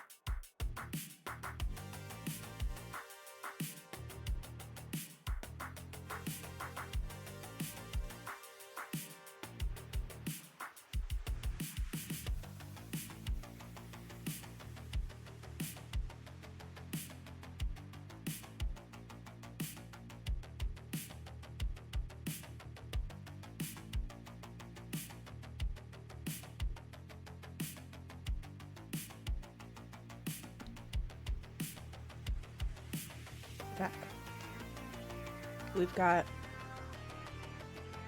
1, 2, 3, 4, 5, 6 sections left. Let's do it. There's like 6 left. I've done 8. We could do it. These may be quicker ones too.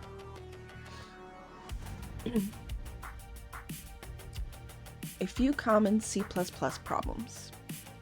In this section, I got this. In this section, we'll address some of the common issues that new programmers seem to run across with fairly high probability. This is not meant to be comprehensive. You should, I'm trying to think. I'm like, should you use the Mr. Banana Bot text-to-speech? And that'd be easier for me, like while I'm, but it's like I'm reading out loud. I don't know. It might be easier than like having to take my eyes away. I feel like I can read and hear at the same time. This is not meant to be a comprehensive list of compilation or execution problems, but rather a pragmatic list of solutions to very basic issues. If you have any suggestions for other issues that might be added to this list, post them in the comments section below. General runtime issues. When executing a program, the console window blinks and then closes immediately. We already did this. Yep. Add that so it'll ask for key. No output, antivirus. Debug it. There are tips on how to diagnose and debug your programs later in Chapter 3. General compile time issues. When I compile my program, I get an error about unresolved external symbol main or win main 16. This means your compiler can't find main function. All programs must include a main function. There are a few things to check. Does your code include a function named main? It does. There it is. Is main spelled correctly? It is. When you compile your program, do you see that the file that contains function main get compiled? What? Oh, okay. Let's compile F7.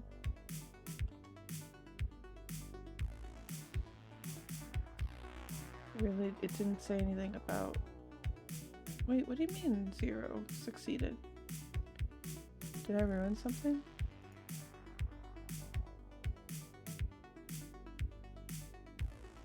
One up to date. Is that because like it made no changes? I don't know. Ooh, I don't remember. Okay. I'm just a little thrown with that because Do you see the file that contains the function main get compiled? I don't know. If not, either move the main function to one that is, or add the file to your project. Okay. Programs with multiple code files. Okay, no. Did you create a console project? Try creating a new console project. Okay. Trying to use C++11. I'm not gonna read that. I'm using the up-to-date stuff, and there's a lot of text about, and I think it's good to have, but for our purposes, I'm using this, so I want to know the information for this program. I'm trying to use, I guess, syn, count, or endl. The compiler says syn, count, or endl is undeclared identifier. I don't know how to say that. Undeclared identifier. First, make sure you have included the following line near the top of your file. Include IOStream. Because IOStream is what has these. Right? Second, make sure that each use of syn, count, and endl are prefixed by std. For example, std count, std endl, and line. Oh, okay. What is count though? Count.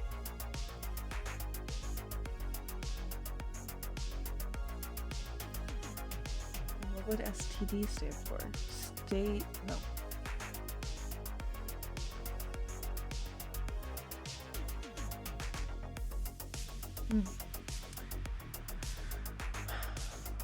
I don't know.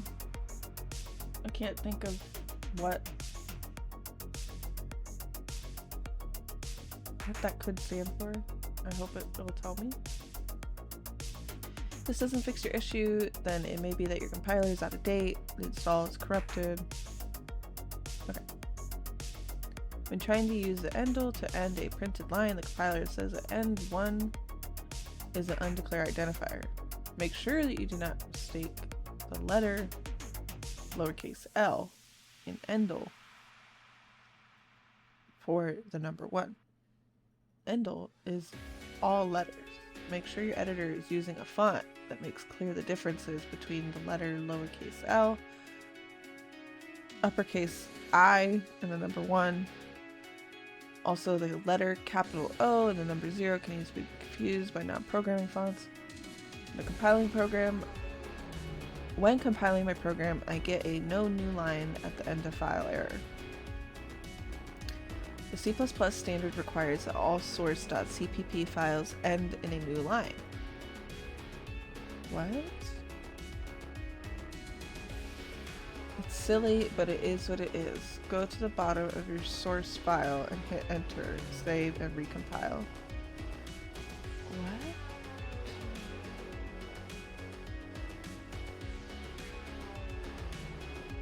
End in a new line. This new line. Is that what they mean?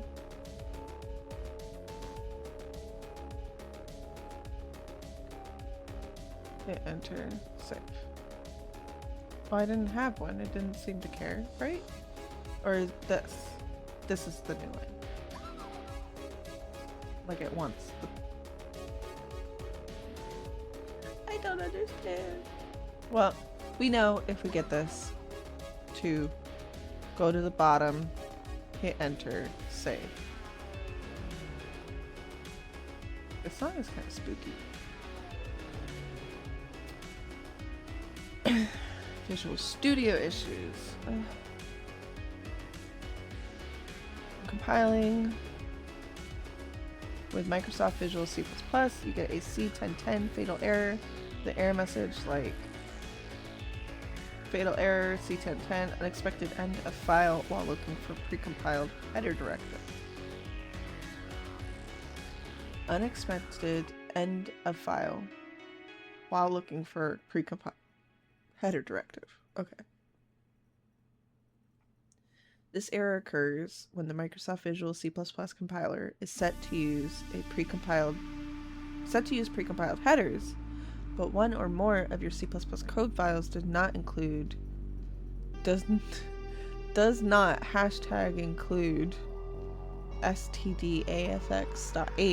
or include pch.h as the first line of the code file. Our suggested fix is to turn off precompiled headers, which we show how to do in lesson 0.7. If you'd like to keep precompiled headers turned on, to fix this problem, simply locate the file producing the error. In the above errors, test CPP is the culprit, and add the following line at the top of the file. Okay. Older versions use this or that. Note programs with multiple files. Note that for programs with multiple files, every C++ code file needs to start with this line. Include. Gotcha.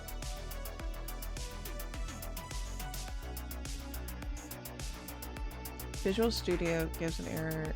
Like, I don't want to really read through errors until I have an error. I feel like we could come back, right? Am I rushing it? I'm just getting a little sleepy. Cannot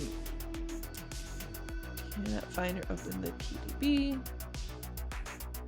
Visual Studio gives it.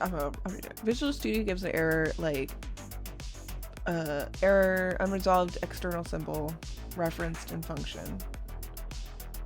You've likely created a Windows graphical application rather than a console application. Okay. Recreate your project and make sure to create it as a Windows console. Okay, maybe we should read some of this stuff. That would scare me, I think. When I compile my program, I get a warning about cannot find or open the PDB file. This is a warning, not an error. So it shouldn't impact your program. However, it is annoying. To fix it, go into the debug menu, options and settings, symbols, and check Microsoft Symbols server. Okay, well you didn't really explain what the issue is, but I guess they don't have to. Just how to get to stop saying it. Something else. I have some other problem that I can't figure out. How can I get an answer quickly? As you progress through material, you'll undoubtedly have questions or run into unexpected problems. What to do next depends on your problem, but in general, there are a few things you can try. First, ask a search engine. Find a good way to phrase your question and do a search. If you are searching an error message, paste in the exact error message using quotes. Exclude any file names or line numbers.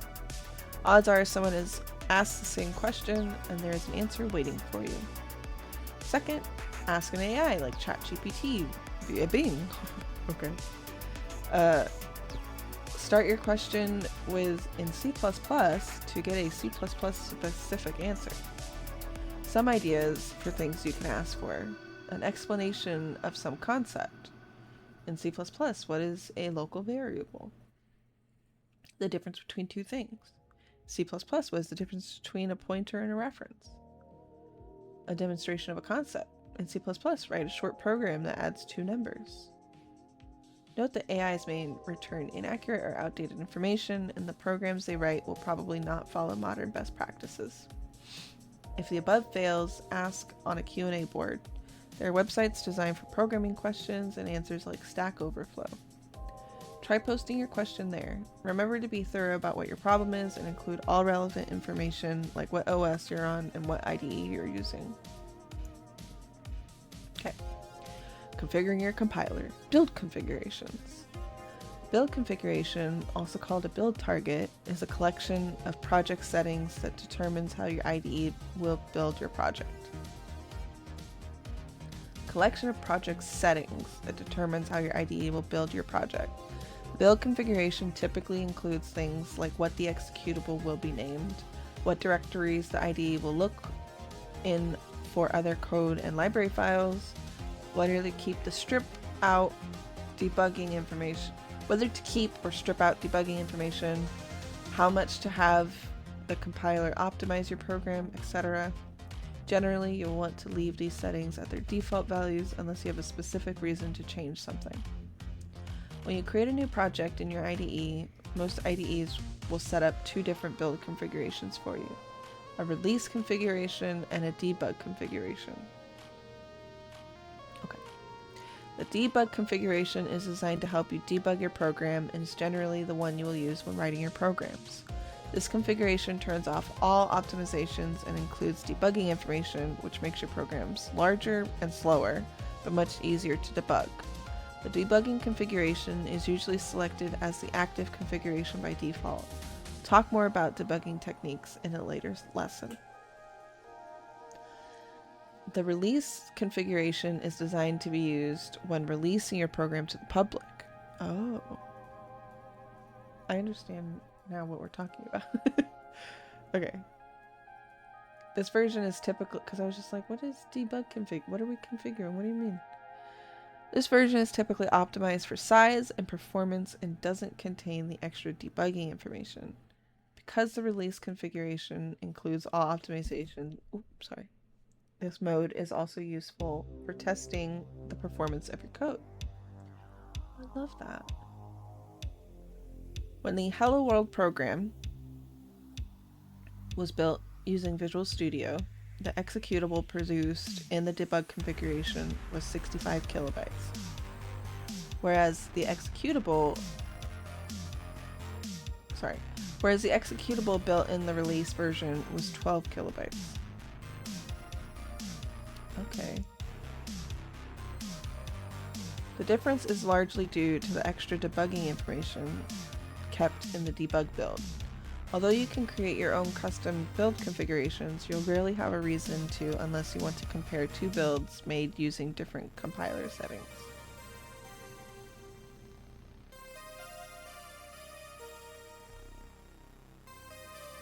Okay. Best practice. Use the debug build configuration when developing your programs. When you're ready to release your executable to others, or want to test performance, use the release build configuration. Okay. Some IDEs, Visual Studio, also create separate build configurations for different platforms. For example, Visual Studio creates build configurations for both the 86 and 64 platforms.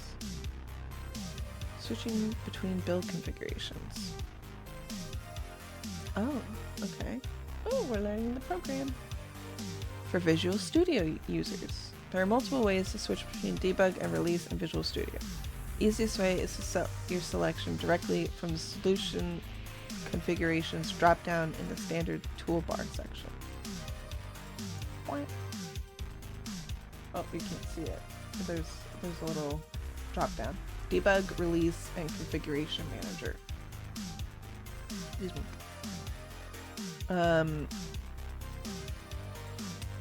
Set it to debug for now. Okay. You can also access the Configuration Manager dialog by selecting Build menu, Configuration Manager, and change the active solution configuration. What? Build menu. Configuration Manager. Okay.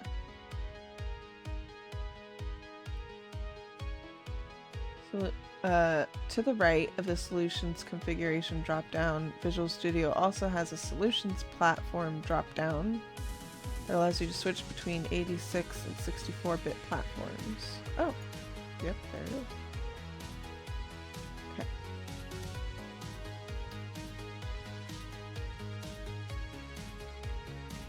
Modifying build configurations. In the next few lessons, we'll show you how to tweak some settings in your build configurations whenever changing a project setting. We recommend making the changes in all build configurations. This will help prevent making the change to the wrong build configuration and ensure the change is still applied if you happen to switch build configurations later. Whenever you update your project settings, make the change for all build configurations unless it's not appropriate for some reason.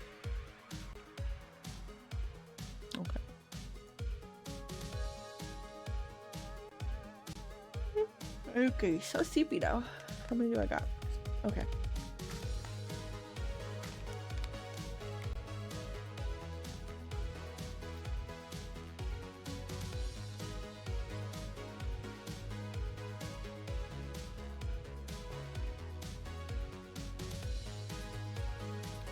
C++ standard defines rules about how programs should behave in specific circumstances.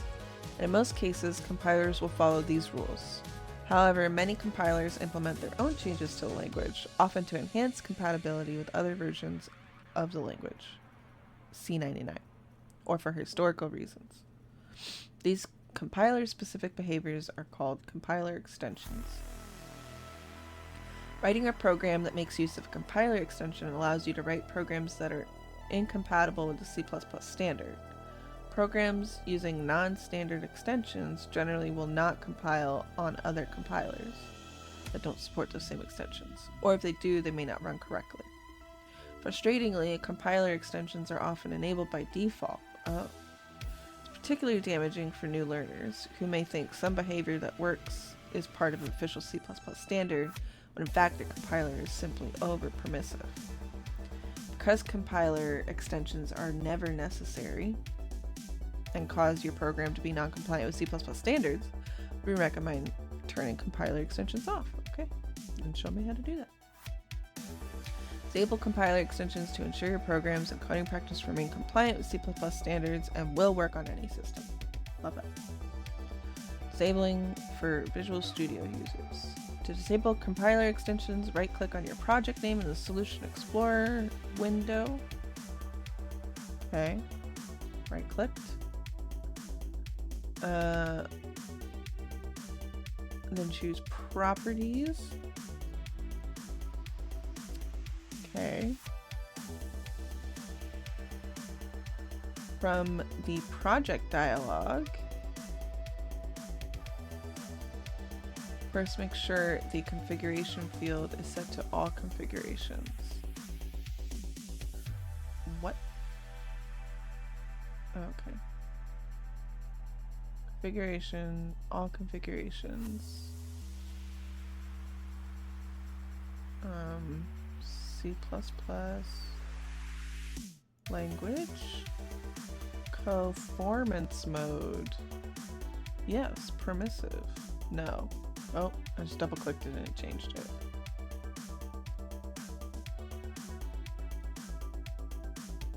Set conformance mode to, wait, what? And set conformance mode to yes. If it's not already set, wait, what? I thought we wanted it off. Now I'm confused. These settings are applied on a per project basis. You need to set them every time you create a new project or create a template project with those settings. That is annoying. Once and use that to create new projects. Oh, have like a template file that's like your starting file so you never have to do it. I get that. I'm confused now. I thought we were turning it off. Disabling compiler extensions.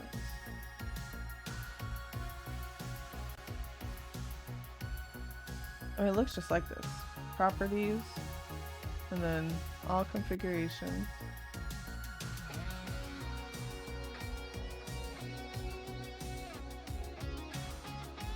Then click C++, language, and set conformance mode to yes. I don't know. Yes, permissive. It's not already set to that by default. But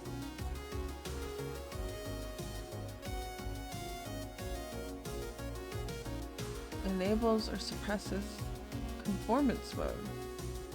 Oh my god, the word just clicked in my head. Like conform to C++ standards. I was like, what is this word? I don't understand what's happening. So yes, I want it to conform. I feel like permissive means it's because they said like it's being too permissive. I'm just gonna hit cancel. I feel it already said it. So like why was I in there? That was weird. Okay. It's like you need to change it. It was like you need to do it per project. But that's what it was on default. So then that's the default. Why would I need... Someone let me know what I'm not getting. Configuring your compiler. Warning and error levels. When you write your program, the compiler will check to ensure you've followed the rules of the C++ language, assuming you've turned off compiler extensions. I don't understand. Okay, I just repeat that. We followed it to a T, the instructions.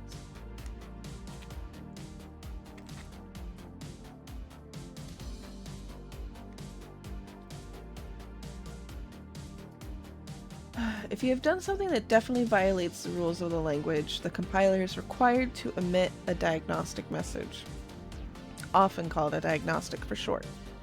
The C++ standard does not define how diagnostic messages should be categorized or worded. However, there are some common conventions that compilers have adopted. If compilation cannot continue due to the violation, then the compiler will emit an error, providing both line number containing the error and some text about what was expected and versus what was found. Errors stop the compilation from proceeding. The actual error may be on that line or on a preceding line. Okay. Once you've identified and fixed the erroneous lines of code, you can try compiling again. For advanced readers, syntax errors are always diagnosed as errors. I get that, yeah. You gotta spell that shit right. If compilation can continue despite the violation, the compiler may decide to emit either an error or a warning. Warnings are similar to errors, but they do not halt compilation. In some cases, the compiler may identify code that does not violate the rules of the language, but that it believes could be incorrect. In such cases, the compiler may decide to emit a warning as a notice to the programmer that something seems amiss. I like that the way it's describing it is kind of like... I don't know. It's a little humanized. I'm like, he's my buddy, like trying to help me. The program. It's like, I don't really know if this is what you're trying to do here, or... I don't know. Best practice. Don't let warnings pile up. Resolve them as you encounter them, as if they were errors. Otherwise, a warning about a serious issue may be lost among warnings about non-serious issues. True. In most cases, warnings can be resolved either by fixing the issue the warning is pointing out, or by rewriting the line of code generating the warning in such a way that the warning is no longer generated. In rare cases, it may be necessary to explicitly tell the compiler to not generate a particular warning for the line of code in question. C++ does not support an official way to do this, but many individual compilers, such as Visual Studio, offer solutions to temporarily disable warnings. Okay. Increasing your warning levels. By default, most compilers will only generate warnings about the most obvious issues. However, you can request your compiler to be more assertive about providing warnings for things it finds strange. Okay, that's kind of cool. Best practice. Turn your warning levels up to maximum, especially while you're learning. Okay. It will help you identify possible issues. Okay. To increase your warning level. To increase your stress. Alright, let's do it. Right click on project name, Solution Explorer, properties. Level 4. Let's crank that baby up. General. Level 3. Dun, dun, dun. Do not choose enable all warnings, or you'll be buried in warnings generated by a C++ standard library. Visual Studio disables signed, unsigned conversion warnings by default.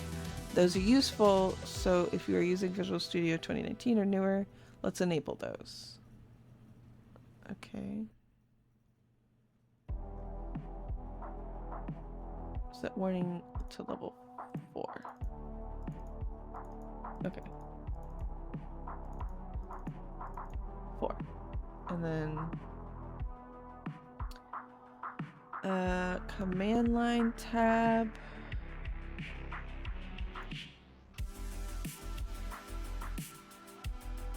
Under additional options, add. I don't know what any of this is, but we're just listening and we're learning.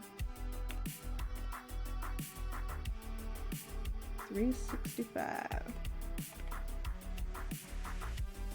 This tells the compiler to enable signed unsigned conversion warnings at warning level 4. Oh, I see. So like that's not included in level 4. It's included with the all warnings, but it is useful to know, so it should be included in 4. Okay, I see what's happening here. And then from external includes tab,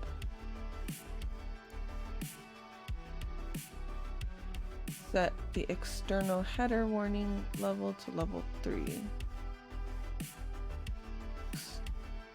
External header warning level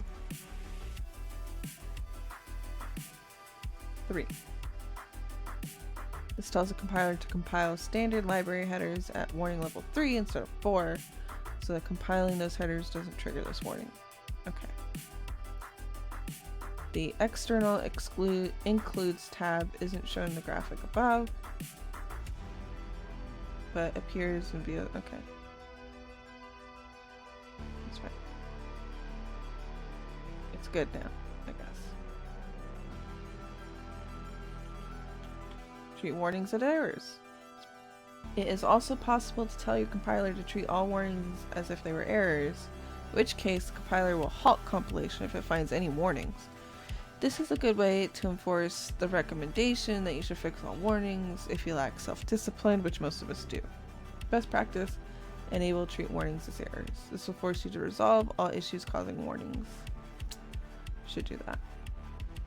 Right click, properties again.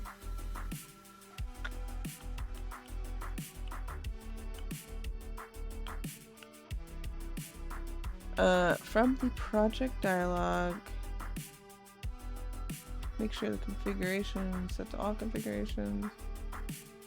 C++ tab. General. Treat all warnings as errors. Yes. Did it. We go hard. We want clean code. Okay. Configuring your compiler, choosing a language standard. With many different versions of C++ available, I'm not reading all that. How does your compiler know which one to use? Generally, a compiler will pick a standard to default to. Typically, the default is not the most recent language standard. Many default to C++ 14.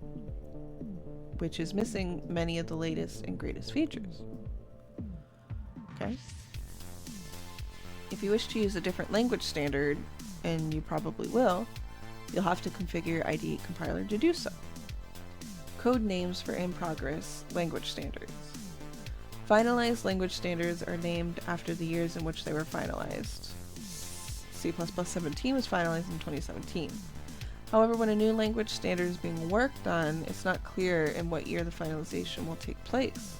Consequently, upcoming language standards are given code names, which are then replaced by the actual names upon finalization of the standard. You may still see the code names used in places, particularly for the latest in-progress language standard that doesn't have a finalized name yet. Here's a mapping of code names to the finalized names. Okay.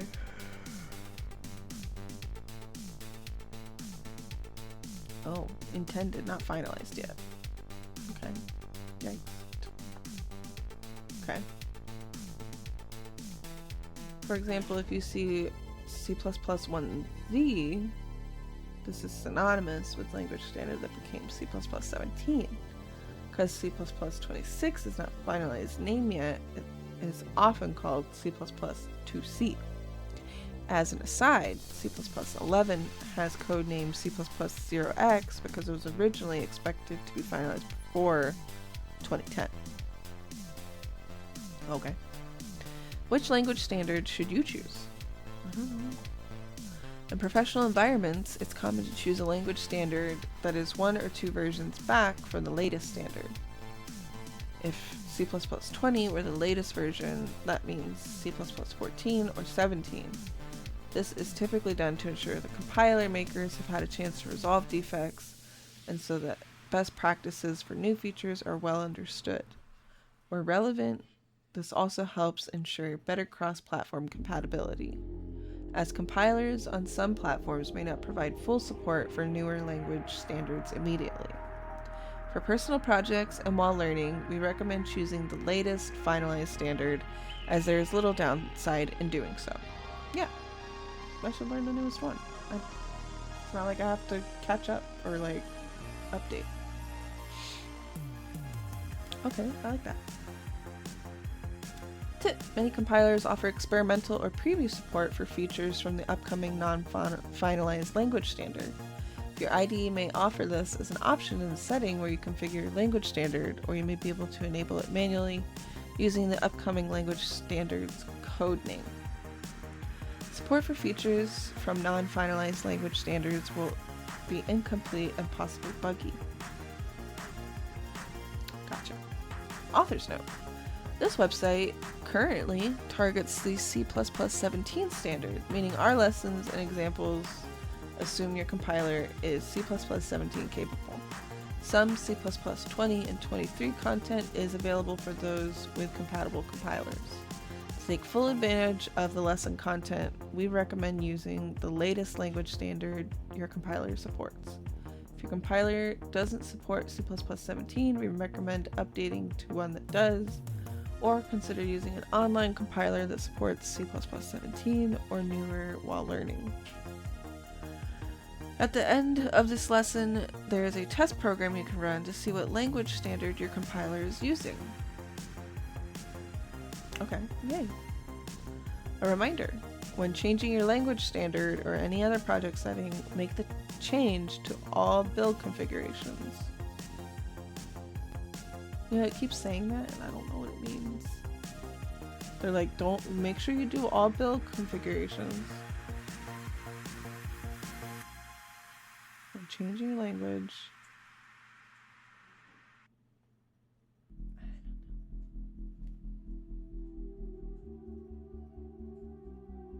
Be something I'll probably understand tomorrow.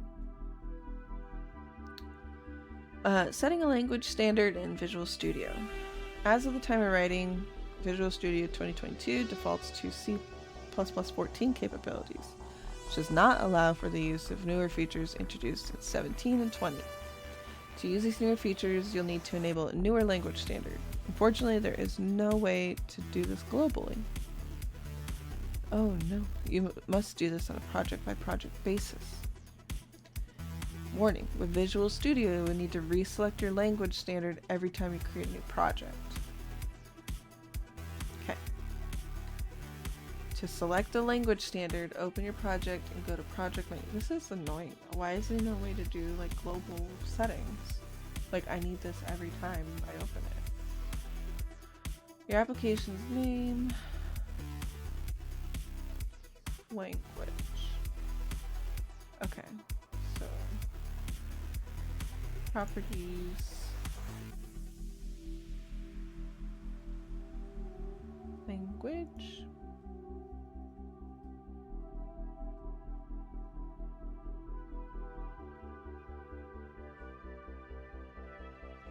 C++ language standard. Yeah, 14.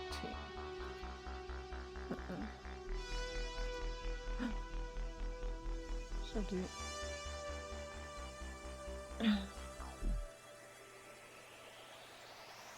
First, make sure the configuration is set to all configurations. We strongly recommend choosing the latest standard.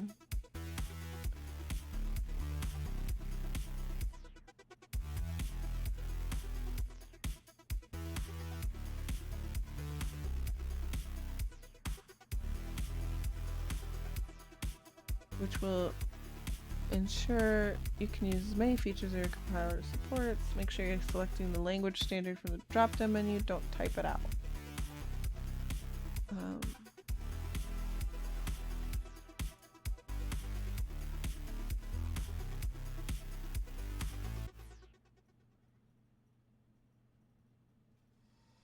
okay, they recommend using the last one, which is latest. Yeah, okay. So it'll just always be the newest build. Works for me. I will be ahead of the curve.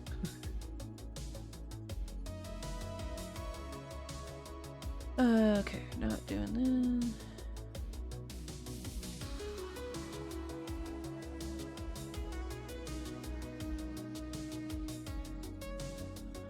that. Okay.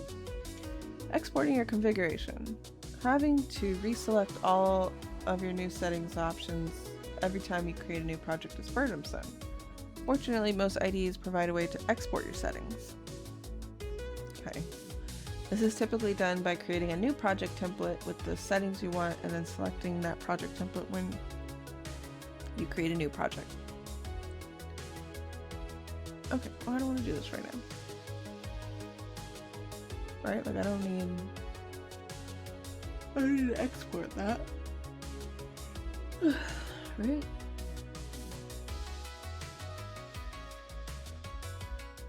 Next time you create a new project, you'll see this template show up in your list of project templates. Okay. I'll just do it. Project. Export template. And then save. Select project template, add a name.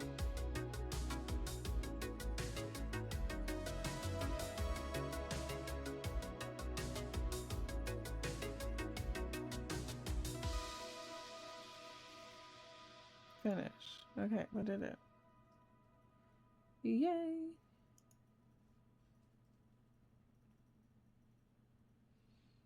Oh my god. Okay. I got this. We're so close. Where can I view the C++ standards document? Each C++ language standard is described by a standards document, which is a formal technical document that is the authoritative source for the rules and requirements of a given language standard. The standards document is not designed for learning. Rather, it's designed for compiler writers to be able to implement new language standards accurately. You'll occasionally see people quoting the standards document when explaining how something works. Okay.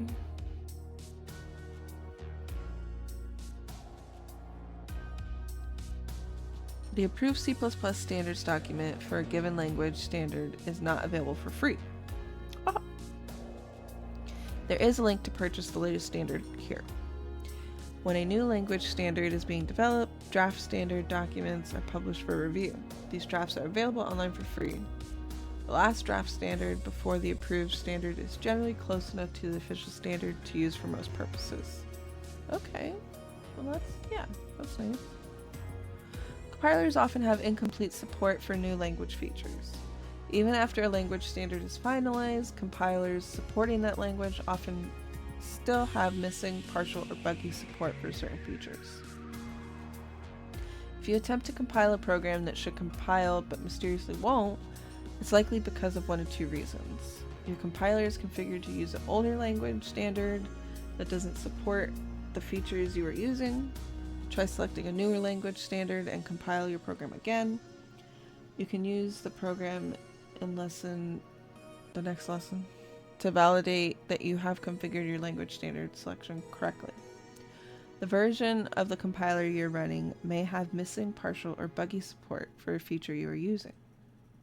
The CPP reference website tracks compiler support for each feature per language standard. You can find those support tables linked from their homepage, top right, okay. For example, you can see which C++ 23 features are supported here. Okay. If a newer version of your compiler supports the problematic feature, you can upgrade your compiler to the latest version and try compiling your program again. the latest version of compiler still doesn't support the feature you're trying to use, you can either try a different compiler that does provide support or find a solution using a different set of features. Now let's do it. Whew. Right, this is the last one. Okay. I got this. We're writing code too. Let's do it. What language standard is my compiler using? The following program is designed to print the name of the language standard your compiler is currently using. You can copy and paste, compile, and run this program to validate that your compiler is using the language standard you expect. They were literally like, don't type that. Not right now. They were like, don't copy and paste. And they're like, but you can copy and paste this one. Don't worry about it. I will do so. Save. And then F7. One succeeded. Shift F5. Control F5. I don't remember. Yep. What did it do? Compiler is using a preview/pre-release version of C++ 23. Okay.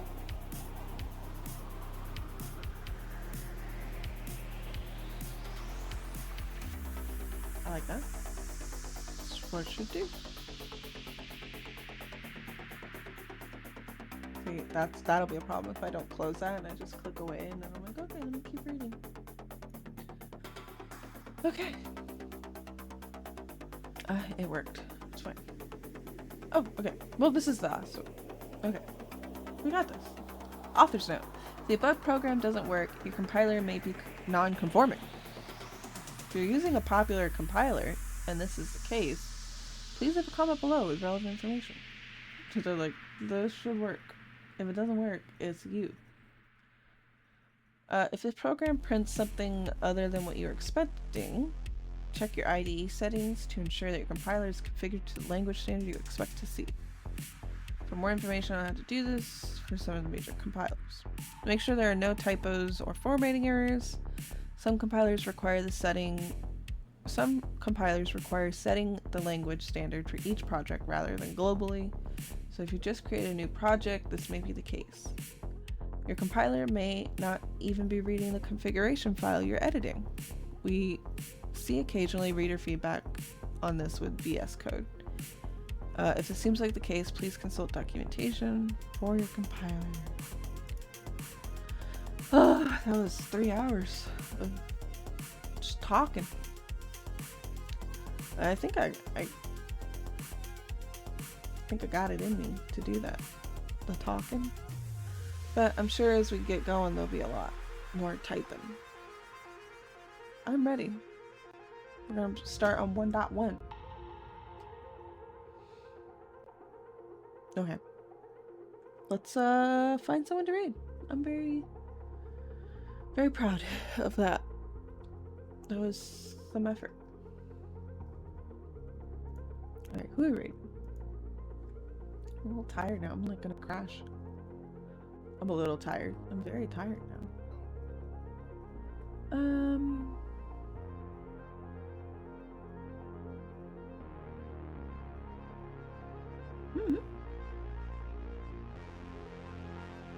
Well, this is like one of the only coding streamers I follow.